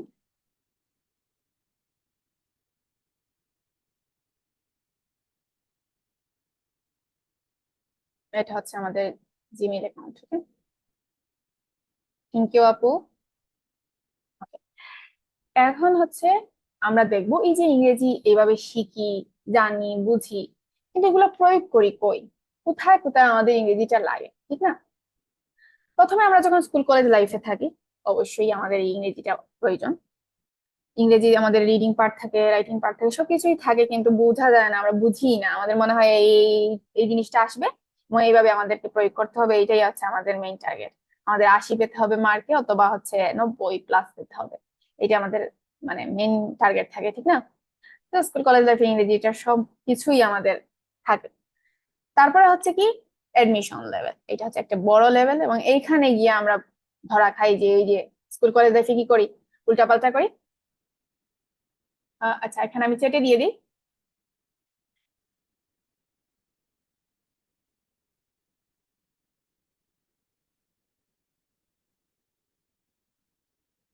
এইটা হচ্ছে আমাদের ইমেইল অ্যাকাউন্ট। এখানে হচ্ছে আমার ভুল ত্রুটি যা যা আছে আপনারা মেসেজ করতে পারেন, ঠিক আছে? অবশ্যই আমি আমি বিশ্বাস করি যে মানুষ মাত্রই ভুল করে, কিন্তু অবশ্যই আপনার ওই সৎসাহসটা থাকতে হবে যে আপনি যে ভুল করেছেন এটা আপনি স্বীকার করবেন এবং এটা শুধরানোর জন্য চেষ্টা করবেন। আমি ইনশাল্লাহ করবো, আপনারা মেসেজ দিবেন, কোনো সমস্যা নাই, ঠিক আছে? হ্যাঁ, তারপরে যখন আমরা স্কুল কলেজ লাইফ শেষ করি পরে এডমিশন লেভেলে যাই, তখন হচ্ছে মেইন জিনিসটা, তখন সায়েন্সের যারা স্টুডেন্ট আছেন তাদের হয়তো মাঝে মাঝে লাগে না, আবার অনেক ভার্সিটিতে লাগে পরীক্ষা দিতে। আর আর্টস কমার্সের অনেক বেশি লাগে, ঠিক আছে? তো তখন দেখা যায় যে আমরা ইংলিশের ভালোভাবে স্কুল কলেজ লাইফে পড়ে আসি নাই, গুরুত্ব দেই নাই, এই জন্য হচ্ছে এখন আমরা একটু খারাপ অবস্থা, ঠিক না?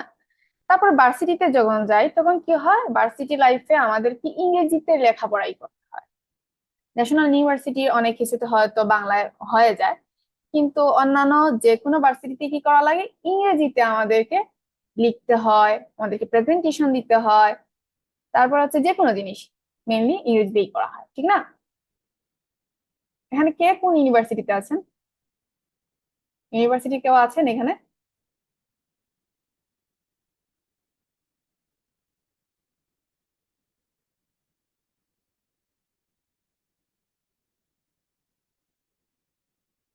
নেট প্রবলেম নাকি সবকিছু ঠিক আছে, আমি তো বুঝতে পারছি না।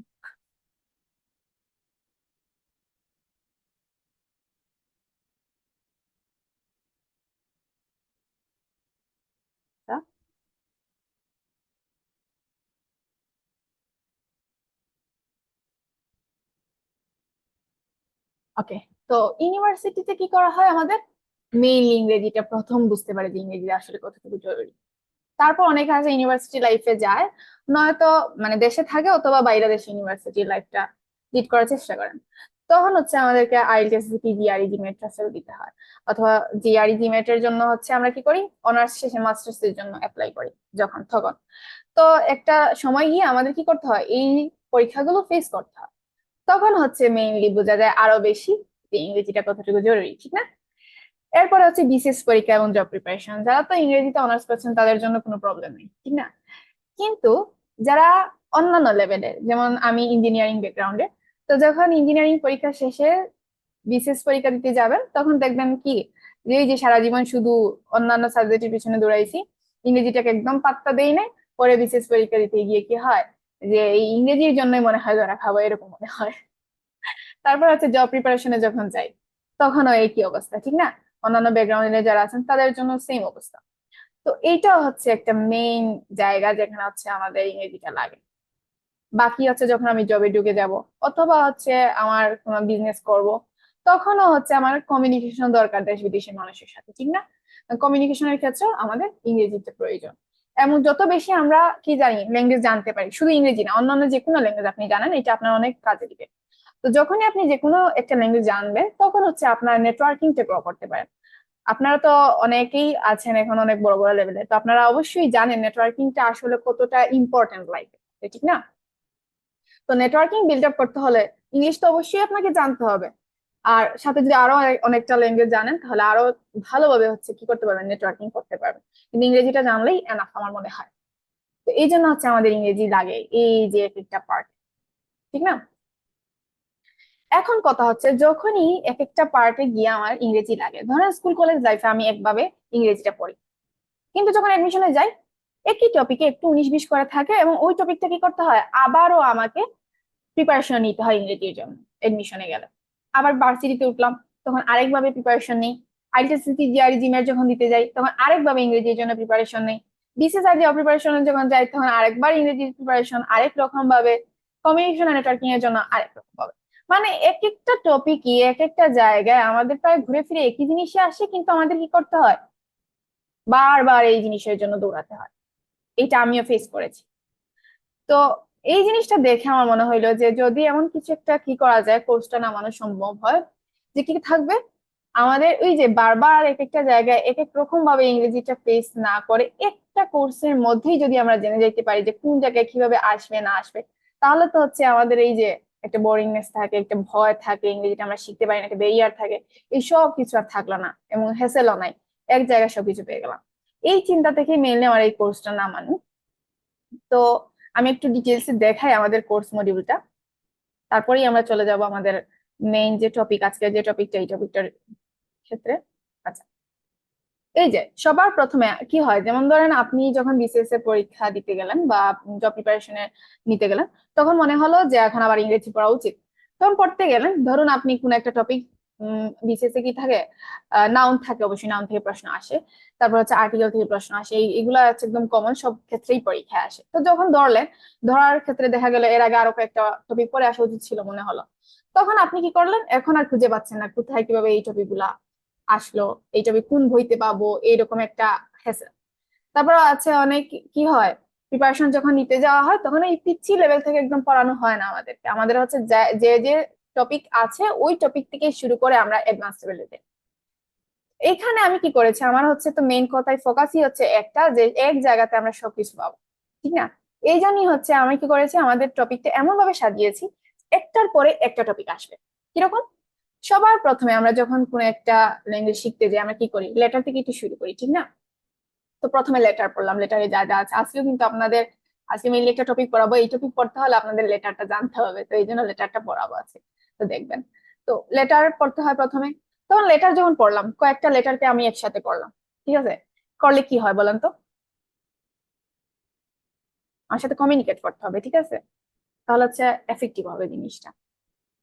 হ্যাঁ, কয়েকটা লেটারকে আমরা যখন একসাথে করি তখন হয় ওয়ার্ড। এখন আমি ওয়ার্ড গুলাকে ভাঙবো, আগে কি করেছিলাম, কয়েকটা লেটারকে একসাথে করে ওয়ার্ড বানিয়েছি, এখন লেটারকে ওয়ার্ডকে ভাঙবো, ভাঙলে কি হবে, ওয়ার্ডে এক একটা অংশ পাওয়া যাবে, ঠিক না? তার মানে শব্দাংশ, তার মানে হচ্ছে এটাকে সিলেবল বলে, তখন আমরা সিলেবলের ডিটেলস পড়লাম। তারপরে কি করব, আগে ওয়ার্ড গুলোকে ভেঙেছিলাম, এখন ওয়ার্ড গুলোকে একসাথে করব, একসাথে করলে কি হয়,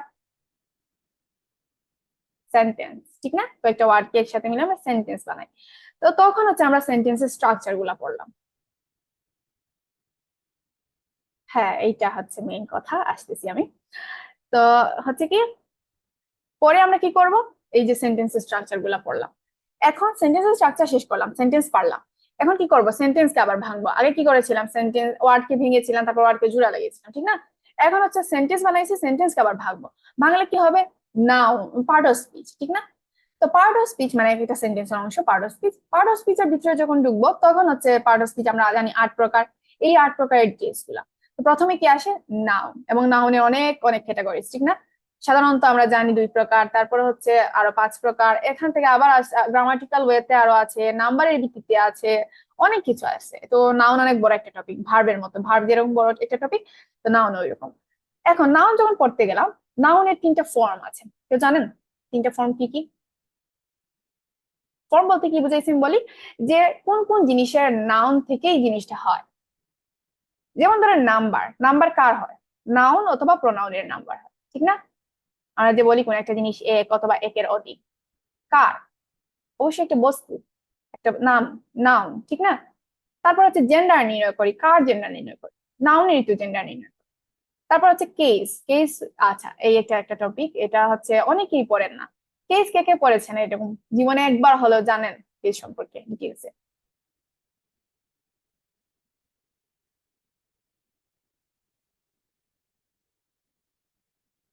মাশাল্লাহ। আমি কিন্তু হচ্ছে এডমিশনের আগে কেস করি নাই।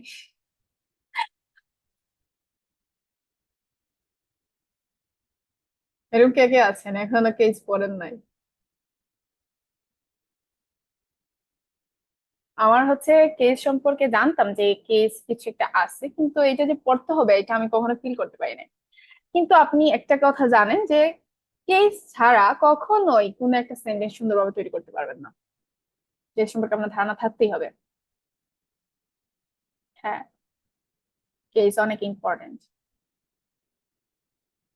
তো আপনাদের যে টপিক 2টা পড়াবো বলেছিলাম ফ্রি ক্লাসে, এর মধ্যে কেস আছে কিন্তু, পড়াবো আমি। তো কেস কার হয়, নাউনের হয়। তারপর হচ্ছে নাম্বার, জেন্ডারও নাউনের হয়, এই জন্য নাউনের ফর্ম 3টা, একটা হচ্ছে নাউন, নাম্বার, একটা হচ্ছে জেন্ডার, আর একটা হচ্ছে কেস, ঠিক আছে? তারপরে নাউন শেষ করলাম, নাউন শেষ করলে কি হয়, তারপরে প্রনাউনে গেলাম, প্রনাউনের অনেক ক্যাটাগরি যেগুলো পড়লাম, প্রোনাউন মানে কিন্তু পার্সন, তখন পার্সন বললাম। আরেকটা টপিক এইচএসসির একটা টপিক প্রোনাউন রেফারেন্স, একদম সোজা।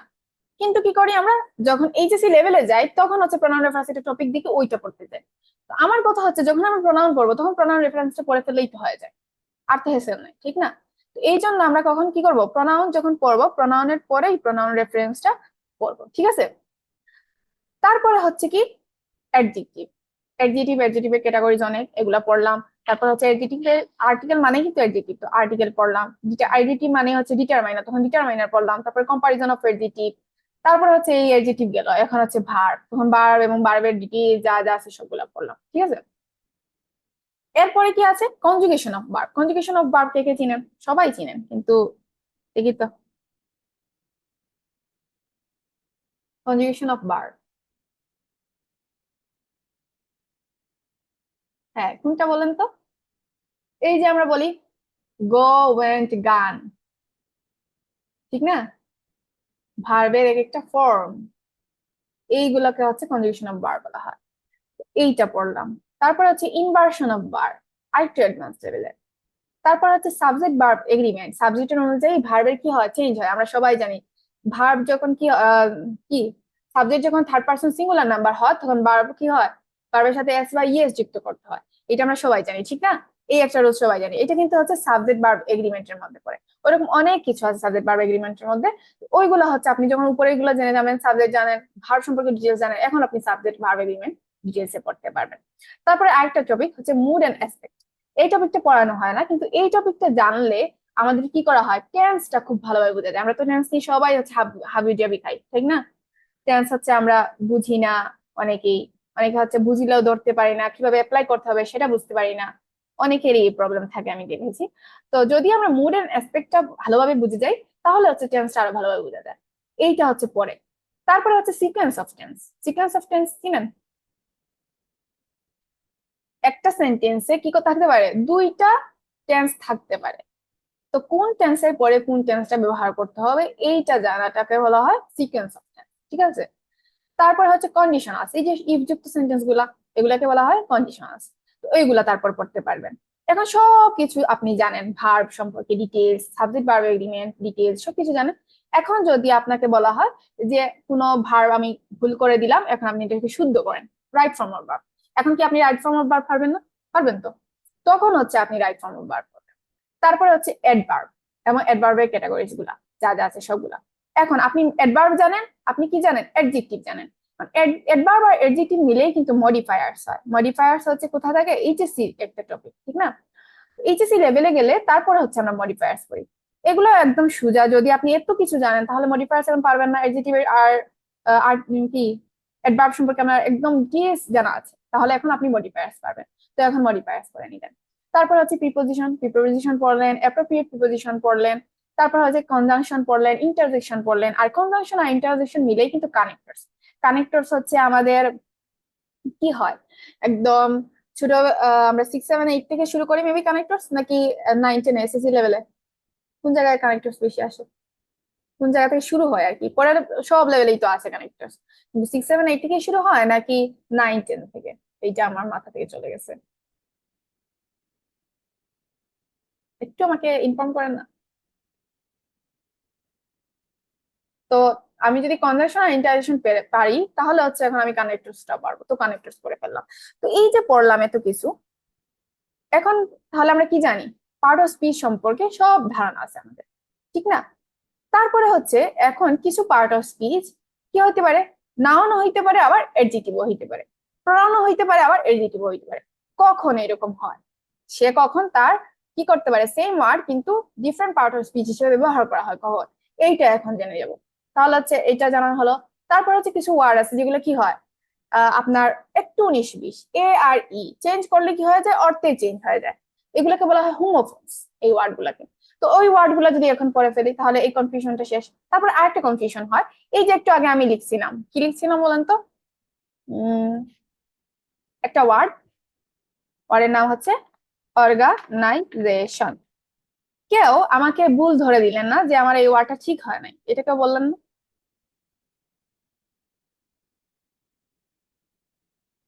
এই যে অর্গানাইজেশন লিখছি, এটা কি ভুল হয়েছে নাকি শুদ্ধ? আমি যখন আমার ক্লাসে লিখছিলাম, অফলাইন ক্লাসে, আমার স্টুডেন্টরা বলছে এটা আমার ভুল লিখছি আমি। এখানে কেউ বলবেন না ভুল লিখছি? সবাই আছেন নাকি আমি নাই কোনটা?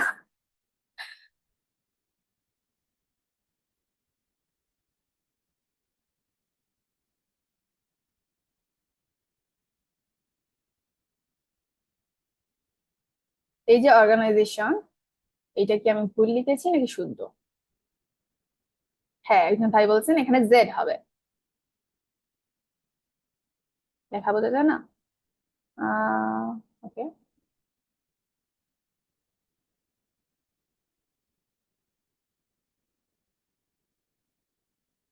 এই হচ্ছে একটা বানান,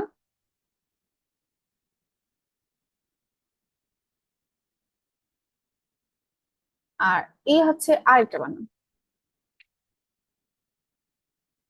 ঠিক আছে, এখন আমাকে বলবেন কোনটা শুদ্ধ।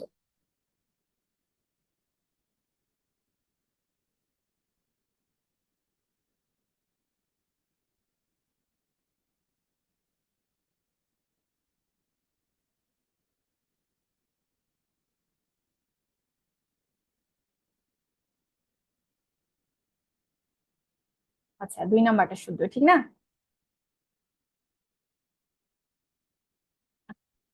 এখন একজন বলেছিলেন যে দুইটাই ঠিক। হ্যাঁ, দুইটাই ঠিক। কেন বলি? এই যে আমাদের টপিক কি ছিল, আমি কোন বিষয় নিয়ে কথা বলতেছিলাম? এটা অনেক বড় হয়ে গেছে।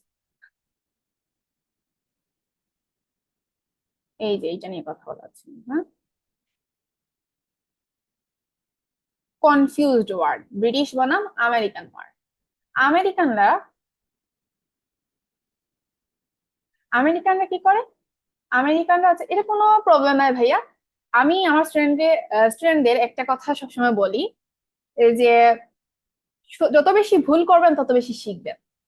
তো ভুল করলে কখনো লজ্জা পাবেন না। আমাদের ক্লাসের নিয়মই হচ্ছে এরকম, যে বেশি বেশি ভুল করবো, বেশি বেশি শিখবো। ঠিক আছে?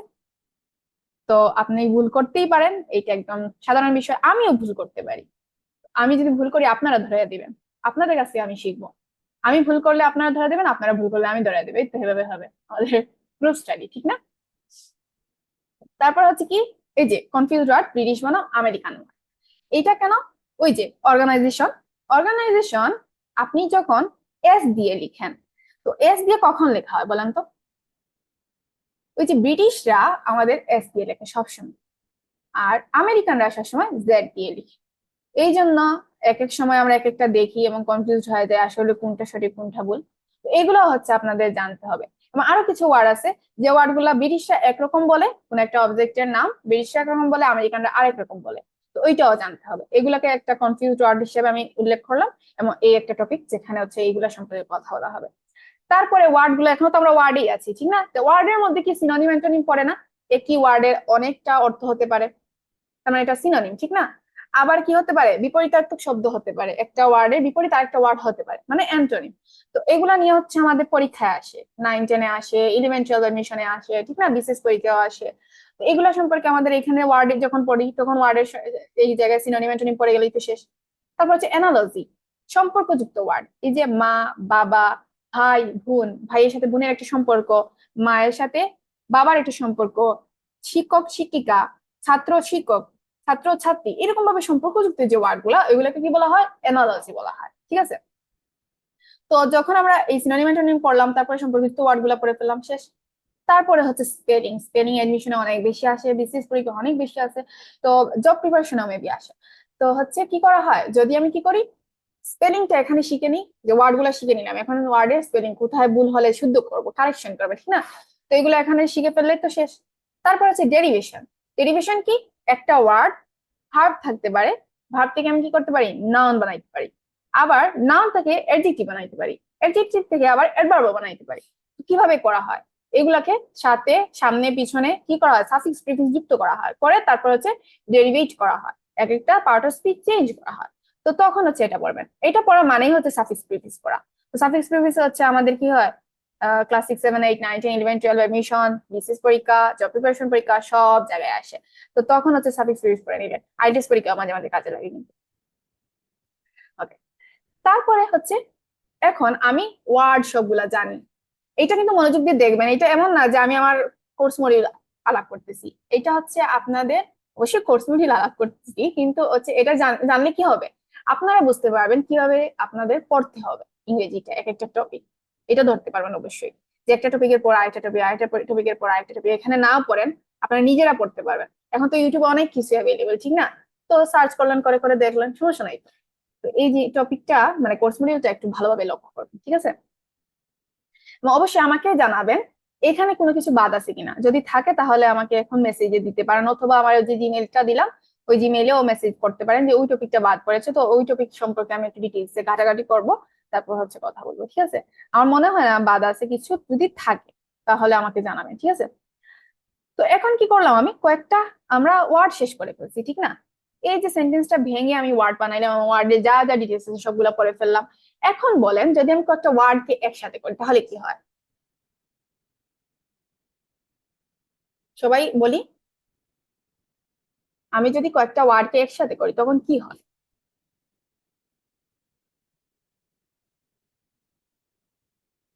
হুম, ফ্রেজ। ফ্রেজ মানে কি? কয়েকটা ওয়ার্ডের সমষ্টি, কিন্তু একটা সম্পূর্ণ সেন্টেন্স বোঝায় না ফ্রেজ দ্বারা, ঠিক আছে? ফ্রেজ দ্বারা কি করা হয়? ধরুন আমি বললাম আমার নাম নাবিলা, তো নাবিলা এন্ড রাহাত, আমার ভাইয়ের নাম রাহাত, আপনি দেখবেন ওই যে রাহাত হচ্ছে আমাদের গ্রুপের সবকিছু দেখাশোনা করে, সোশ্যাল মিডিয়া ম্যানেজ করে, তারপর হচ্ছে হোয়াটসঅ্যাপেও সবকিছু দেখাশোনা করে ওই। তো ধরুন বললাম আমি নাবিলা এন্ড রাহাত, এখানে কি করছি, দুইটা নামকে একসাথে যুক্ত করছি এন্ড দ্বারা। এই যে নাবিলা এন্ড রাহাত, এই পুরাটা হচ্ছে একটা ফ্রেজ। তার মানে একের অধিক কয়টা ওয়ার্ড, এখানে তিনটা ওয়ার্ড, নাবিলা এন্ড রাহাত, এই তিনটা ওয়ার্ড দিয়েই একটা ফ্রেজ তৈরি হয়ে গেছে। এটার কোনো অর্থ আছে? অর্থ তো নাই। মানে কোনো একটা সম্পূর্ণ মনের ভাব প্রকাশ করলো, করলো না তো। আপনার মাথায় আসবে নাবিলা এন্ড রাহাত দিয়ে কি হয়, কি হতে পারে না হতে পারে, পরে কি আগে কি, এটা আসে না মাথায়? তার মানে এটা সম্পূর্ণ একটা সেন্টেন্স হয় নাই, কিন্তু কি হয়েছে, কয়েকটা ওয়ার্ডকে একসাথে যুক্ত করা হয়েছে। তো এইভাবে কয়েকটা ওয়ার্ডকে একসাথে যুক্ত করা হলে এটাকে কি বলা হয়? ফ্রেজ বলা হয়, ঠিক আছে? তো আমরা ওয়ার্ড জানি, এখন কয়েকটা ওয়ার্ডকে একসাথে করবো, করে ফ্রেজ বানাবো। ফ্রেজ বানানোর পর আরেকটা জিনিস আছে, ইডিওমেটিক ফ্রেজ। এই যে আমরা কথা বলতে সময় ইডিওমেটিক ফ্রেজটা সবচেয়ে বেশি ইউজ করি, ইউজ করলে কি হয়, আমাদের সৌন্দর্য বৃদ্ধি পায়, ঠিক না? ওইগুলো হচ্ছে ফ্রেজ করার পর ইডিওমেটিক ফ্রেজ করে ফেলবো।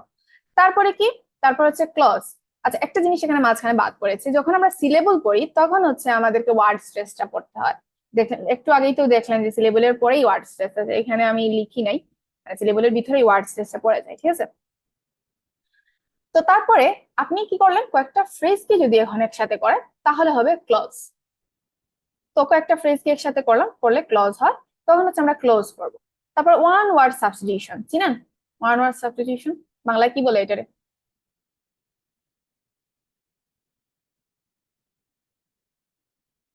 ওয়ান ওয়ার্ড সাবস্টিটিউশন কে বাংলায় কি বলে?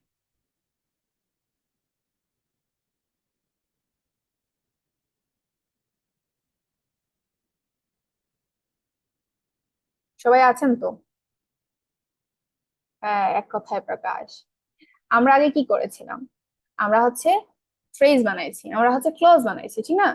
এখন আমরা কয়েকটা ওয়ার্ডকে একসাথে ছোট করব, করে একটা ওয়ার্ডে প্রকাশ করব, তার মানে এক কথায় প্রকাশ, ওয়ান ওয়ার্ড সাবস্টিটিউশন। তারপরে আবার কিছু ওয়ার্ড আছে কিরকম, যেমন ধরুন I, E, L, T, S, কি হলো, আইটেস। এই আইটেস তো আসল আইটেস না, ঠিক না? এটা হচ্ছে আরো বিবৃতকরণ একটা কি আছে, নাম আছে। তো এই জন্য এটাকে বলা হয় অ্যাব্রিভিয়েশন, একটা ওয়ার্ডের আরো লম্বা একটা মিনিং আছে, ঠিক আছে?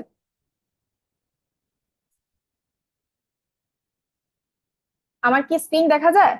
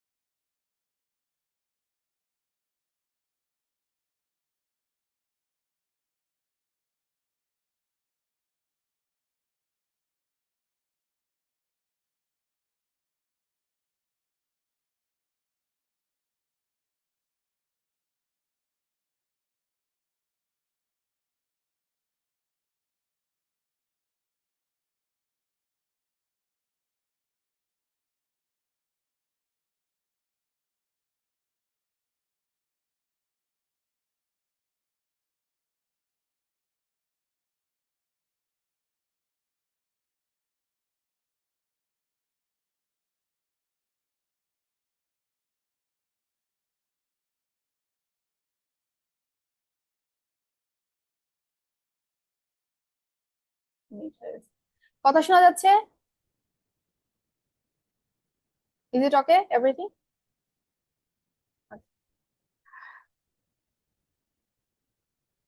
সরি, নেটওয়ার্ক প্রবলেম করেছিল। তো এখন কি করব, আমরা যেহেতু কয়েকটা ওয়ার্ডকে ছোট করে ওয়ান ওয়ার্ড সাবস্টিটিউশন মানে এক কথা প্রকাশ করলাম একটা ওয়ার্ড দিয়ে, তো এইটা শেষ। তারপরে হচ্ছে কয়েকটা আবার কি থাকে, কয়েকটা লেটার থেকে ওই লেটার গুলোর আবার বিবৃতি থাকে, তো এগুলোকে বলা হয় অ্যাব্রিভিয়েশন। ঠিক আছে, তারপর ওইটা পড়বো। এখন আমাদের আরো কয়েকটা জিনিস থাকে, যেমন প্রভাব। প্রভাব চিনেন? প্রভাব অর্থ কি?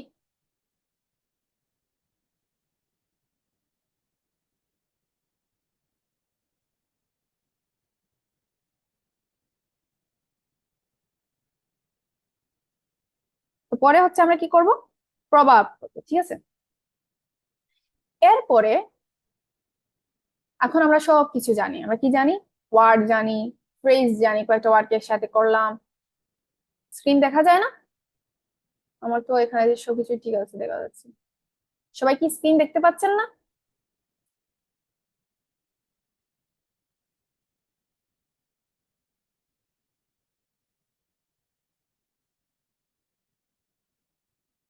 আচ্ছা আচ্ছা, দেখা যাচ্ছে। ওকে।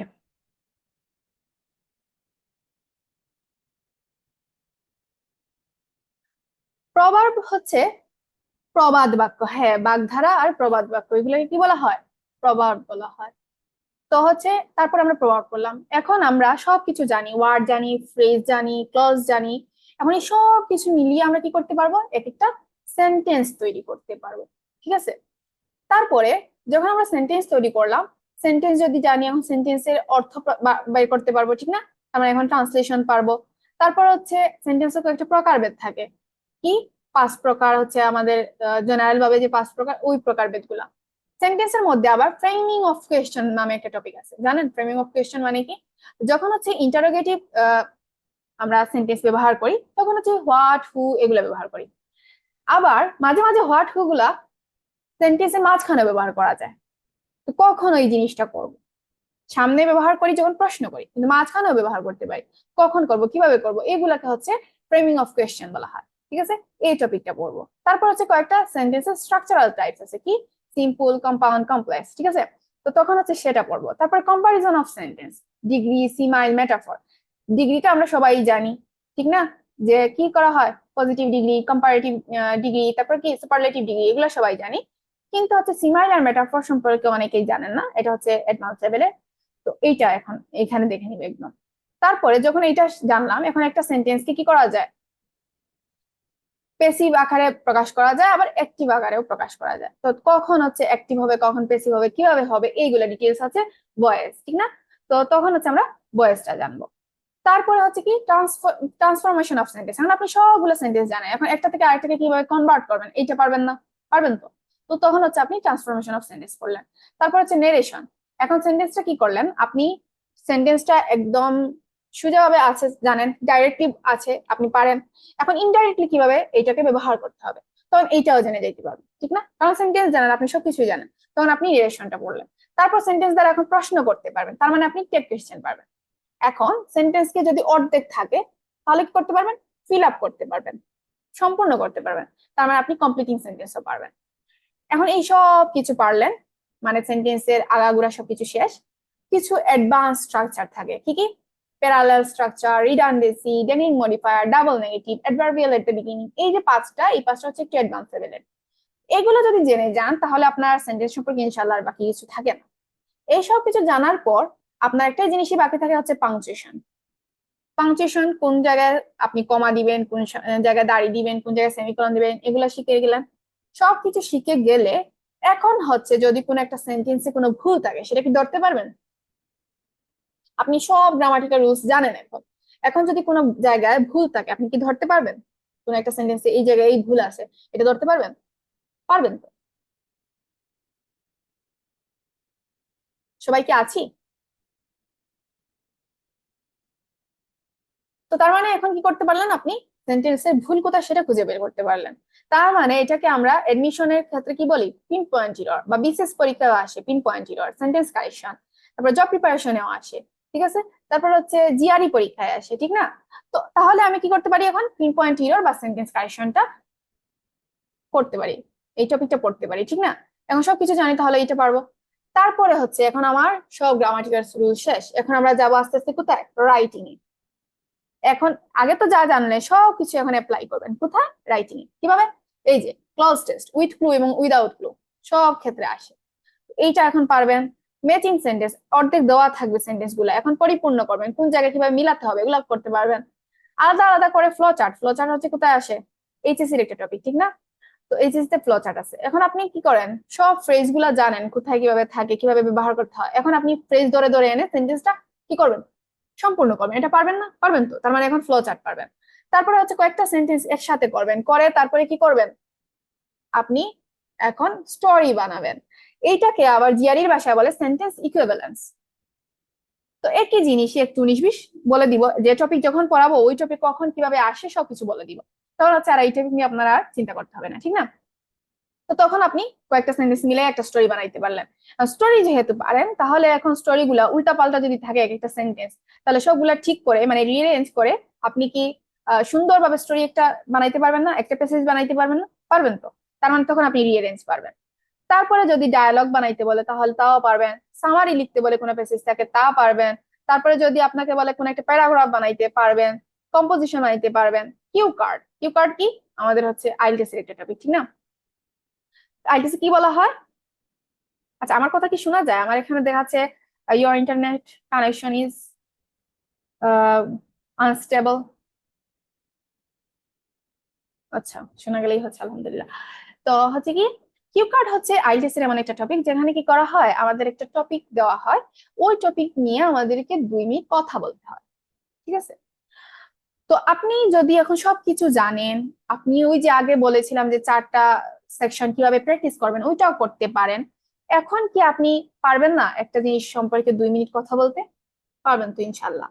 এইটা নিয়েও আপনাকে ডিটেলস কিভাবে বলা যাবে না বলা যাবে, এটা ডিটেলস একটা টপিক আমাদের, ওইটা কথা বলা হবে ওইখানে। তারপর হচ্ছে গ্রাফ এবং পাই চার্ট, এটা আমাদের 9, 10, 11, 12 এডমিশন লেভেলে আসছে। তারপর হচ্ছে আমাদের আইএলটিএস পরীক্ষায় আসে। তো হচ্ছে এইটা সম্পর্কে এখন আপনি ডিটেলসে জানতে পারবেন, আপনি গ্রাফ চার্ট কি করতে পারবেন, এক্সপ্লেইন করতে পারবেন, ঠিক না? তারপর হচ্ছে letter, email, application, CV writing, report writing. তারপর হচ্ছে কম্প্রেহেনশন। কম্প্রেহেনশন কি? কম্প্রিহেনশন আমরা 6, 7, 8, 9, 10, 11, 12 কি করি, সিন এন্ড আনসিন প্যাসেজ নামে চিনি। ওই যে একটা প্যাসেজ দেওয়া থাকবে, ওই প্যাসেজে আমরা কি করব, এমসিকিউ দেওয়া থাকবে, প্রশ্ন দেওয়া থাকবে, উত্তর লিখবো, ঠিক না? এটাকে বলা হয় কম্প্রিহেনশন। এইটা যখন আমি এডমিশন লেভেলে যাই সেম জিনিসই কম্প্রিহেনশন নামে থাকে, বা বিসিএস পরীক্ষা দিতে গেলেও কম্প্রিহেনশন নামে থাকে। আর যখন আইএলটিএস পরীক্ষা দিতে যাই তখন ওইটার নাম হয় যে আইএলটিএস এর রিডিং পার্ট, ঠিক না? আইএলটিএস রিডিং পার্টেও কিন্তু এরকম একটা বড় প্যাসেজ দেওয়া হয়, এবং ওই প্যাসেজ থেকে কি করা হয়, আমাদেরকে ট্রু ফলস লিখতে হয়, আমাদেরকে হচ্ছে আহ কি করা, গ্যাপ ফিল ইন করতে হয়, ঠিক না? এখানে আইএলটিএস প্রিপারেশন নিচ্ছেন কে কে, এমন কেউ আছেন?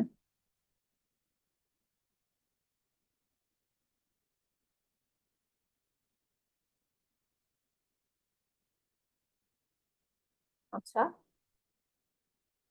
ওকে।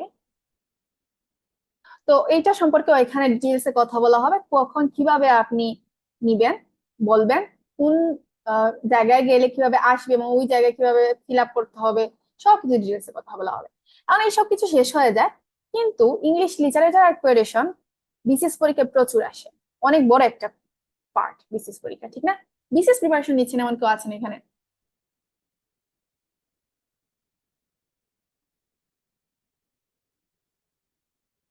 আমাদের গত মাসেই হচ্ছে রমজান মাসে বিসিএস এর একটা কোর্স ছিল, এই অনলাইনে নিতাম 2জন ভাইকে শুধু।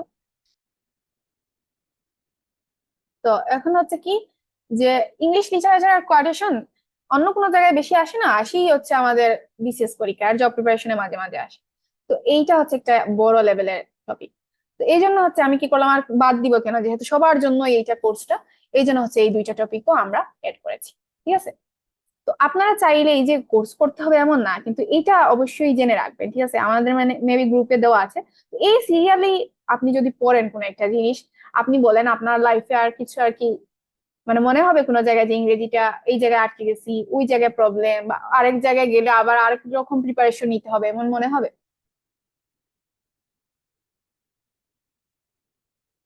ইনশাল্লাহ হওয়ার কথা না।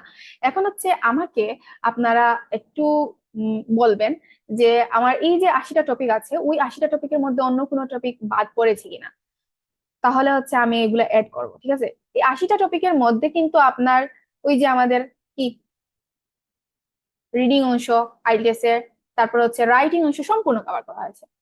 তারপরে হচ্ছে একটা স্পিকিং এর যত কলা কৌশল, এই যে ওয়ার্ড স্ট্রেস, তারপরে অন্যান্য যা যা আছে, তারপর ডেইলি ভোকাবুলারি দেওয়া হবে, আমাদের 5টা ভোকাবুলারি থাকবে। তো এইসব কিছুতে কি হয়, এইসব কিছু আপনার প্র্যাকটিস হয়ে যাবে। কিন্তু স্পিকিং এর জন্য একটা জিনিস, যেটা যে আপনাকে প্র্যাকটিস করানো হবে না কখনো।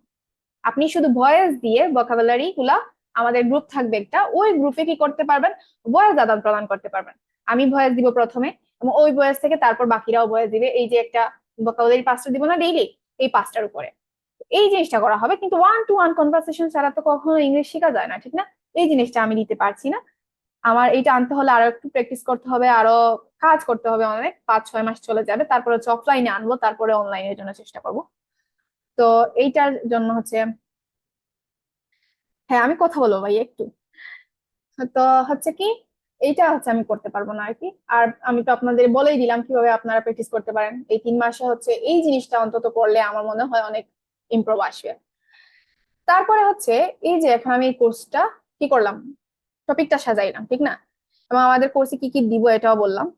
এখন কথা হচ্ছে, আপনি এই যে ভাইয়া প্রশ্ন করলেন 3 মাস, অফলাইনে হচ্ছে আমাদের 6 মাস, কিন্তু অনলাইনে 3 মাস কেন? কারণ অনলাইনে বেশি পড়ানো যায়, আমি যেটা ফিল করি। দেখেন, আজকে আমি 2টা টপিক পড়াতে পারবো। ধরুন আমি ধরলাম লেটার, ওয়ার্ড, নাউন, সিলেবল, এগুলো পড়তে পারবো, ঠিক না? এমন কি করা হয়, একটা জিনিস যখন আপনি একদম পিচ্ছি থেকে শুরু করতেছেন, আস্তে আস্তে উপরে লেভেলে যাচ্ছেন, তখন আর আপনার নিম্নের যে জায়গাটা, ওই জায়গায় কোনো ব্যারিয়ার নাই। তার মানে আপনার পড়ালেখা এত বেশি এক্সট্রা করা লাগছে না, ঠিক না? আপনি কি করতেছেন, আমি যা পড়াবো ডেইলি, আপনার কাজ থাকবে, এই যে ইয়র টাস্ক লিখে দিছি, আপনার কাজ থাকবে ডেইলি যে ক্লাসটা হবে, ওই ক্লাসটা তো সাথে সাথে নোট করবেনই। তারপরে আবার আমি তো রেকর্ডেড ভিডিও দিব, ওই রেকর্ডেড ভিডিও থেকে আপনারা কি করবেন, আবারও হচ্ছে আমার যে ভিডিওটা থাকবে ওই ভিডিওটা দেখবেন, দেখে দেখে নোট করবেন। এই একটা কাজ। এবং আরেকটা কাজ হবে কি, আপনাদের যে ডেইলি যে আমার এই যে 4টা জিনিস যে দিলাম অভ্যাস করার জন্য, এই কাজগুলো আপনারা একটু মেনটেন করবেন। আর ডেইলি যে 5টা ভোকাবুলারি দিব আমি, এই 5টা ভোকাবুলারি ভয়েস দিবেন। এখন এইটার জন্য আমি স্ট্রিক্টলি বলে দেই সবাইকে যে কখনো বলতে পারবেন না বা চিন্তা করতে পারবেন না অন্য কেউ কি ভাববে, কি হাসাহাসি করবে কিনা, ভুল হবে কিনা। এই চিন্তা ভাবনা করলে কখনো হচ্ছে আপনি স্পিকিংটা আপনার আয়ত্তে আসবেন, ঠিক আছে? তো এই সবগুলো চিন্তা বাদ দিয়ে শুধু ভুল করবেন, আর হচ্ছে স্পিকিংটা আপনি ওই যে ভোকাবুলারি গুলা রেকর্ড করে দিয়ে দিবেন গ্রুপে।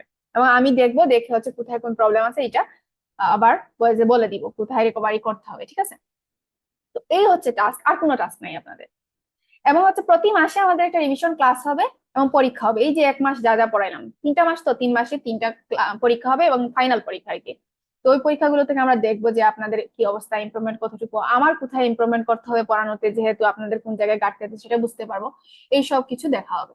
ওকে, এবং ডেইলি যে ক্লাসটা দিব, ওই ক্লাসের হচ্ছে একটা কি থাকবে, নোট থাকবে। এই যে এখন যে নোটটা পাচ্ছেন, আপনারা দেখতে পাচ্ছেন, এরকম একটা নোট থাকবে, ওই নোটটা আপনারা দেখে নিতে পারবেন। তারপরে কি করবে, করা হবে, ওই যে নোটটা দিলাম, একটা টপিক যখন শেষ করব, ওই টপিকের উপর কোনো প্র্যাকটিস করতে হবে কিনা সেটা বুঝে আমি একটা প্র্যাকটিস শিট দিব। এটা সবসময় দেওয়া হবে না, জাস্ট বুঝে শুনে এক একটা টপিকের পরে হয়তো দেওয়া হবে। তো যখন দেওয়া হবে তখন হচ্ছে ওই শিটটা জাস্ট ফিল আপ করে নিন। এই হচ্ছে বিষয়, আর কিছু না। ওকে, এখন এই জন্যই হচ্ছে মেইনলি কি করা হয়েছিল আমাদের, এই যে ঈদ কন্টেস্টটা। এই ঈদ কন্টেস্টে কি হচ্ছে, আমরা অনলাইনেও ঈদ কন্টেস্ট নিচ্ছি এবং অফলাইনেও।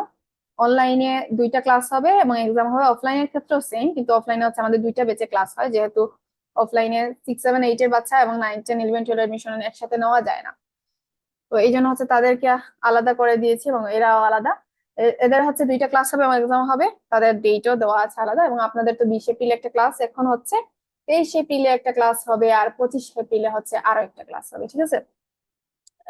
25 এপ্রিলে ক্লাস না, পরীক্ষা হবে আর কি। তো এতটুকু বোঝা গেছে?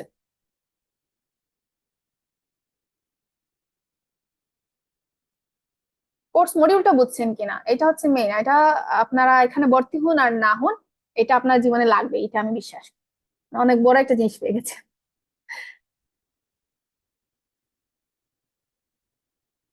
কার কেমন লাগছে এই কোর্স মডিউলটা?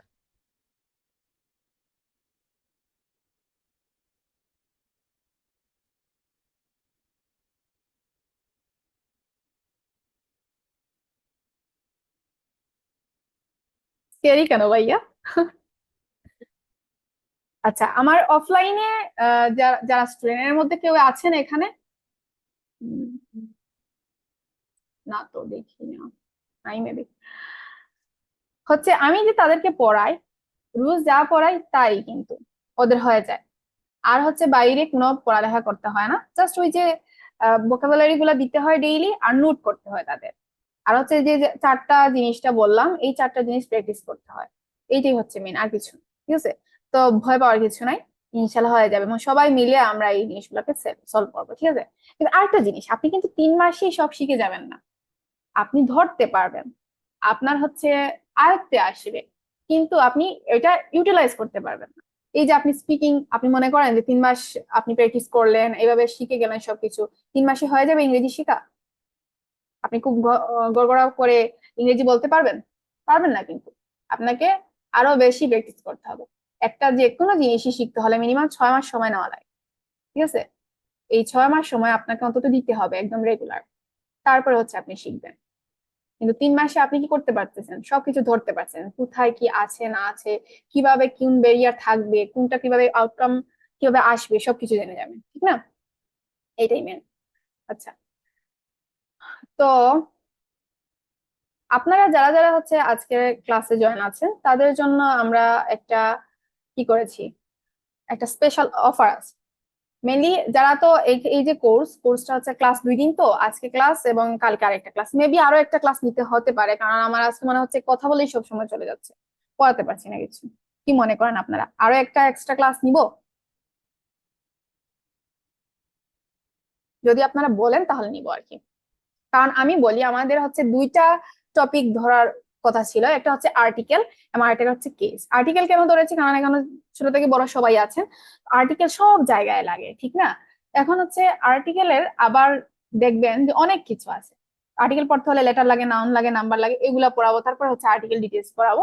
আরেকটা টপিক হচ্ছে কেস, যে টপিকটা অনেকেই পড়ে না। তো এই জন্য হচ্ছে আমি কেস পড়াবো, আর কেস পড়াতে গেলে সেন্টেন্স স্ট্রাকচার ডিটেলসে পড়তে হয় এবং প্রনাউন করতে হয়। তো এই দুইটা পরে তারপর হচ্ছে কেসে যাবো। এইটা হচ্ছে আমার টার্গেট ছিল, এখন হচ্ছে কথা বলেই তো সবসময় চলে গেলাম। তাই চাইতেছি যে আমি আরো 2 দিন টাইম নিব, যেহেতু আরো এক্সট্রা একদিন দেওয়ার কথা ছিল, এখন আমি 2 দিন ক্লাস নিব। আপনারা কি বলেন?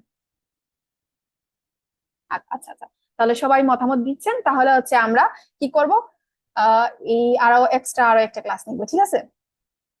তো এখন আমি একটু ডিটেলসে এটা বলে ফেলি, বলে তারপর হচ্ছে আমরা আজকে ক্লাসটা স্থগিত রাখবো, এবং কালকে হচ্ছে আর্টিকেল থেকে শুরু করে কেস, এই 2টা টপিক থাকবে। এই 2টা টপিক শেষে আমরা একটা পরীক্ষা নিব। ওই পরীক্ষায় যারা ফার্স্ট সেকেন্ড থার্ড হবেন, তাদেরকে কি করা হবে, একদম আউট অফ কস্ট 7,500 টাকার কোর্সটা ঈদ উপহার হিসেবে দেওয়া হবে। মানে তারা ভর্তি হয়ে যেতে পারবেন একদম বিনামূল্যে। ঠিক আছে?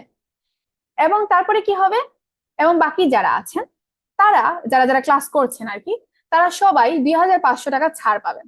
তার মানে 5,000 টাকায় আপনারা কি করতে পারবেন, ভর্তি হয়ে যেতে পারবেন। কিন্তু এর থেকেও আরো কমানোর ওয়ে আছে, আমি বলি কিভাবে। কেউ কি বিবিএ স্টুডেন্ট আছেন এখানে? মার্কেটিং স্ট্র্যাটেজি জানেন খুব ভালো?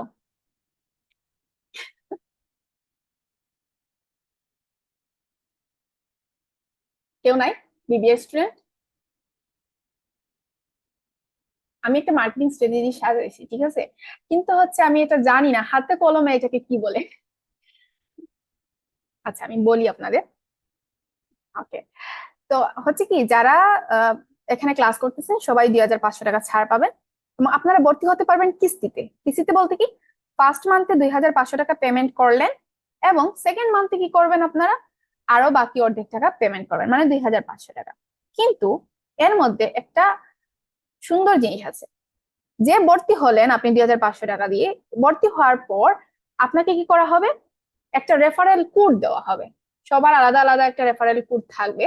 ওই রেফারেল কোড দিয়ে আপনি 30 তারিখের ভিতরে, 30 এপ্রিল হচ্ছে আমাদের লাস্ট ডেট, কারণ 1 মে থেকে আমরা ক্লাস শুরু করি। তো 30 এপ্রিলের ভিতরে কি হবে, আপনি ভর্তি করাতে পারবেন আরো 2 জনকে। আপনার রেফারেল কোড দিয়ে, ওই যে রেফারেল কোড যেটা থাকবে ওই কোড দিয়ে আরো 2 জনকে ভর্তি করাতে পারবেন। যদি একজনকে ভর্তি করান তাহলে ওই যে আপনার 5,000 টাকার মধ্যে থেকে আরো 500 টাকা কি হবে, ছাড় পাবেন। তার মানে দ্বিতীয় মাসে আপনার তো 2,500 টাকা দেওয়ার কথা ছিল, তখন আপনি 2,000 টাকা দিলে হয়ে যাচ্ছে। যদি আপনি আরো একজনকে ভর্তি করাতে পারেন, আপনার তো রেফারেল কোড দিয়ে 2 জনকে করাতে পারবেন, ঠিক না? যদি আরো একজনকে করাতে পারবেন তাহলে আরো 500 টাকা ছাড় পাবেন। তাহলে হচ্ছে আপনি 1,500 টাকা দিলেই হয়ে যাচ্ছে, মানে টোটাল 4,000 টাকা পড়ছে আপনার কোর্স ফিটা। এইটা হচ্ছে একটা স্ট্র্যাটেজি। এটাকে বিবি এর বাসায় কি বলে জানি না, কিন্তু এইটা আমার ভালো লেগেছে, তো এই জন্য আমি দিয়েছি আর কি। তো এটা কি বুঝতে পারছেন?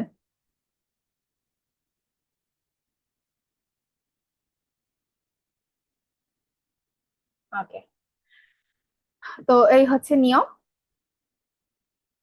এখন আমি হচ্ছে গ্রুপে আজকে তো থাকুক এতটুকুই। আমরা তারপরে হচ্ছে পরের দিন আর্টিকেলটা শুরু করবো, একদম প্রথম থেকে শুরু করে লাস্ট পর্যন্ত যা যা থাকে আর্টিকেলের, আর কিছু বাকি থাকবে না ইনশাল্লাহ। আর হচ্ছে তারপরের দিন হচ্ছে কেস পড়বো, কেসের জন্য সেন্টেন্স স্ট্রাকচার আগে ভালোভাবে পড়বো, তারপরে হচ্ছে প্রোনাউন। হ্যাঁ, ক্লাস শিডিউলটা আমি হোয়াটসঅ্যাপে দিয়ে দিব গ্রুপে, ঠিক আছে? তো এই জন্য হচ্ছে এইতটুকু আজকে থাকুক। এখন আমি আমাদের ফেসবুক পেজে, হ্যাঁ, এটা হচ্ছে এক্স মাইন্ড। এক্স মাইন্ড একটা অ্যাপ, এই অ্যাপ দিয়ে আমি হচ্ছে এইগুলা কাজ করি, অনেক ভালো লাগে। এর সাথে হচ্ছে আপনি যদি যে কি বলে জুমের হোয়াইট বোর্ডটাও ইউজ করতে পারবেন। আচ্ছা, এখন হচ্ছে আমি ফেসবুকে একটা ফেসবুক পেজে একটা কি বলবো পোস্ট দিব, তো ওই পোস্টে আপনারা অবশ্যই কমেন্ট করবেন কিভাবে লেগেছে আমার ক্লাসগুলা। যেহেতু আজকে আমি ফার্স্ট ক্লাস নিয়েছি, আমি জানি না আমি কিভাবে করেছি, তো আপনাদের কথাগুলাই হয়তো একবারে শর্ট রিভিউ রিভিউ দিবেন, অনেস্ট রিভিউ যাকে বলে। আচ্ছা, আমি জানবো যে আসলে আমার জিনিসগুলো কিরকম হলো, এবং যদি আমার কোনো প্রবলেম থেকে থাকে অথবা কোনো জিনিসের ভুল থেকে থাকে তাহলে হচ্ছে আপনি আমাকে অবশ্যই ওই যে আমার ইমেল অ্যাকাউন্ট আছে ওই ইমেল অ্যাকাউন্টে জানাবেন, আমি শুধরে নেবো ইনশাল্লাহ। ঠিক আছে? থ্যাংক ইউ সবাইকে এতক্ষণ ধরে এই কথাগুলো শোনার জন্য, এবং আমি অনেক ইন্সপায়ার হচ্ছি। আমরা হচ্ছে আম্বরখানা মজুমদারিতে, সিলেটে। চিটাগাঙ্গের টোন? না না, আমার তো সিলেটের টোন।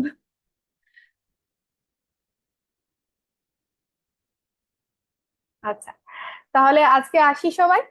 থ্যাংক ইউ সবাইকে। আসসালামু আলাইকুম।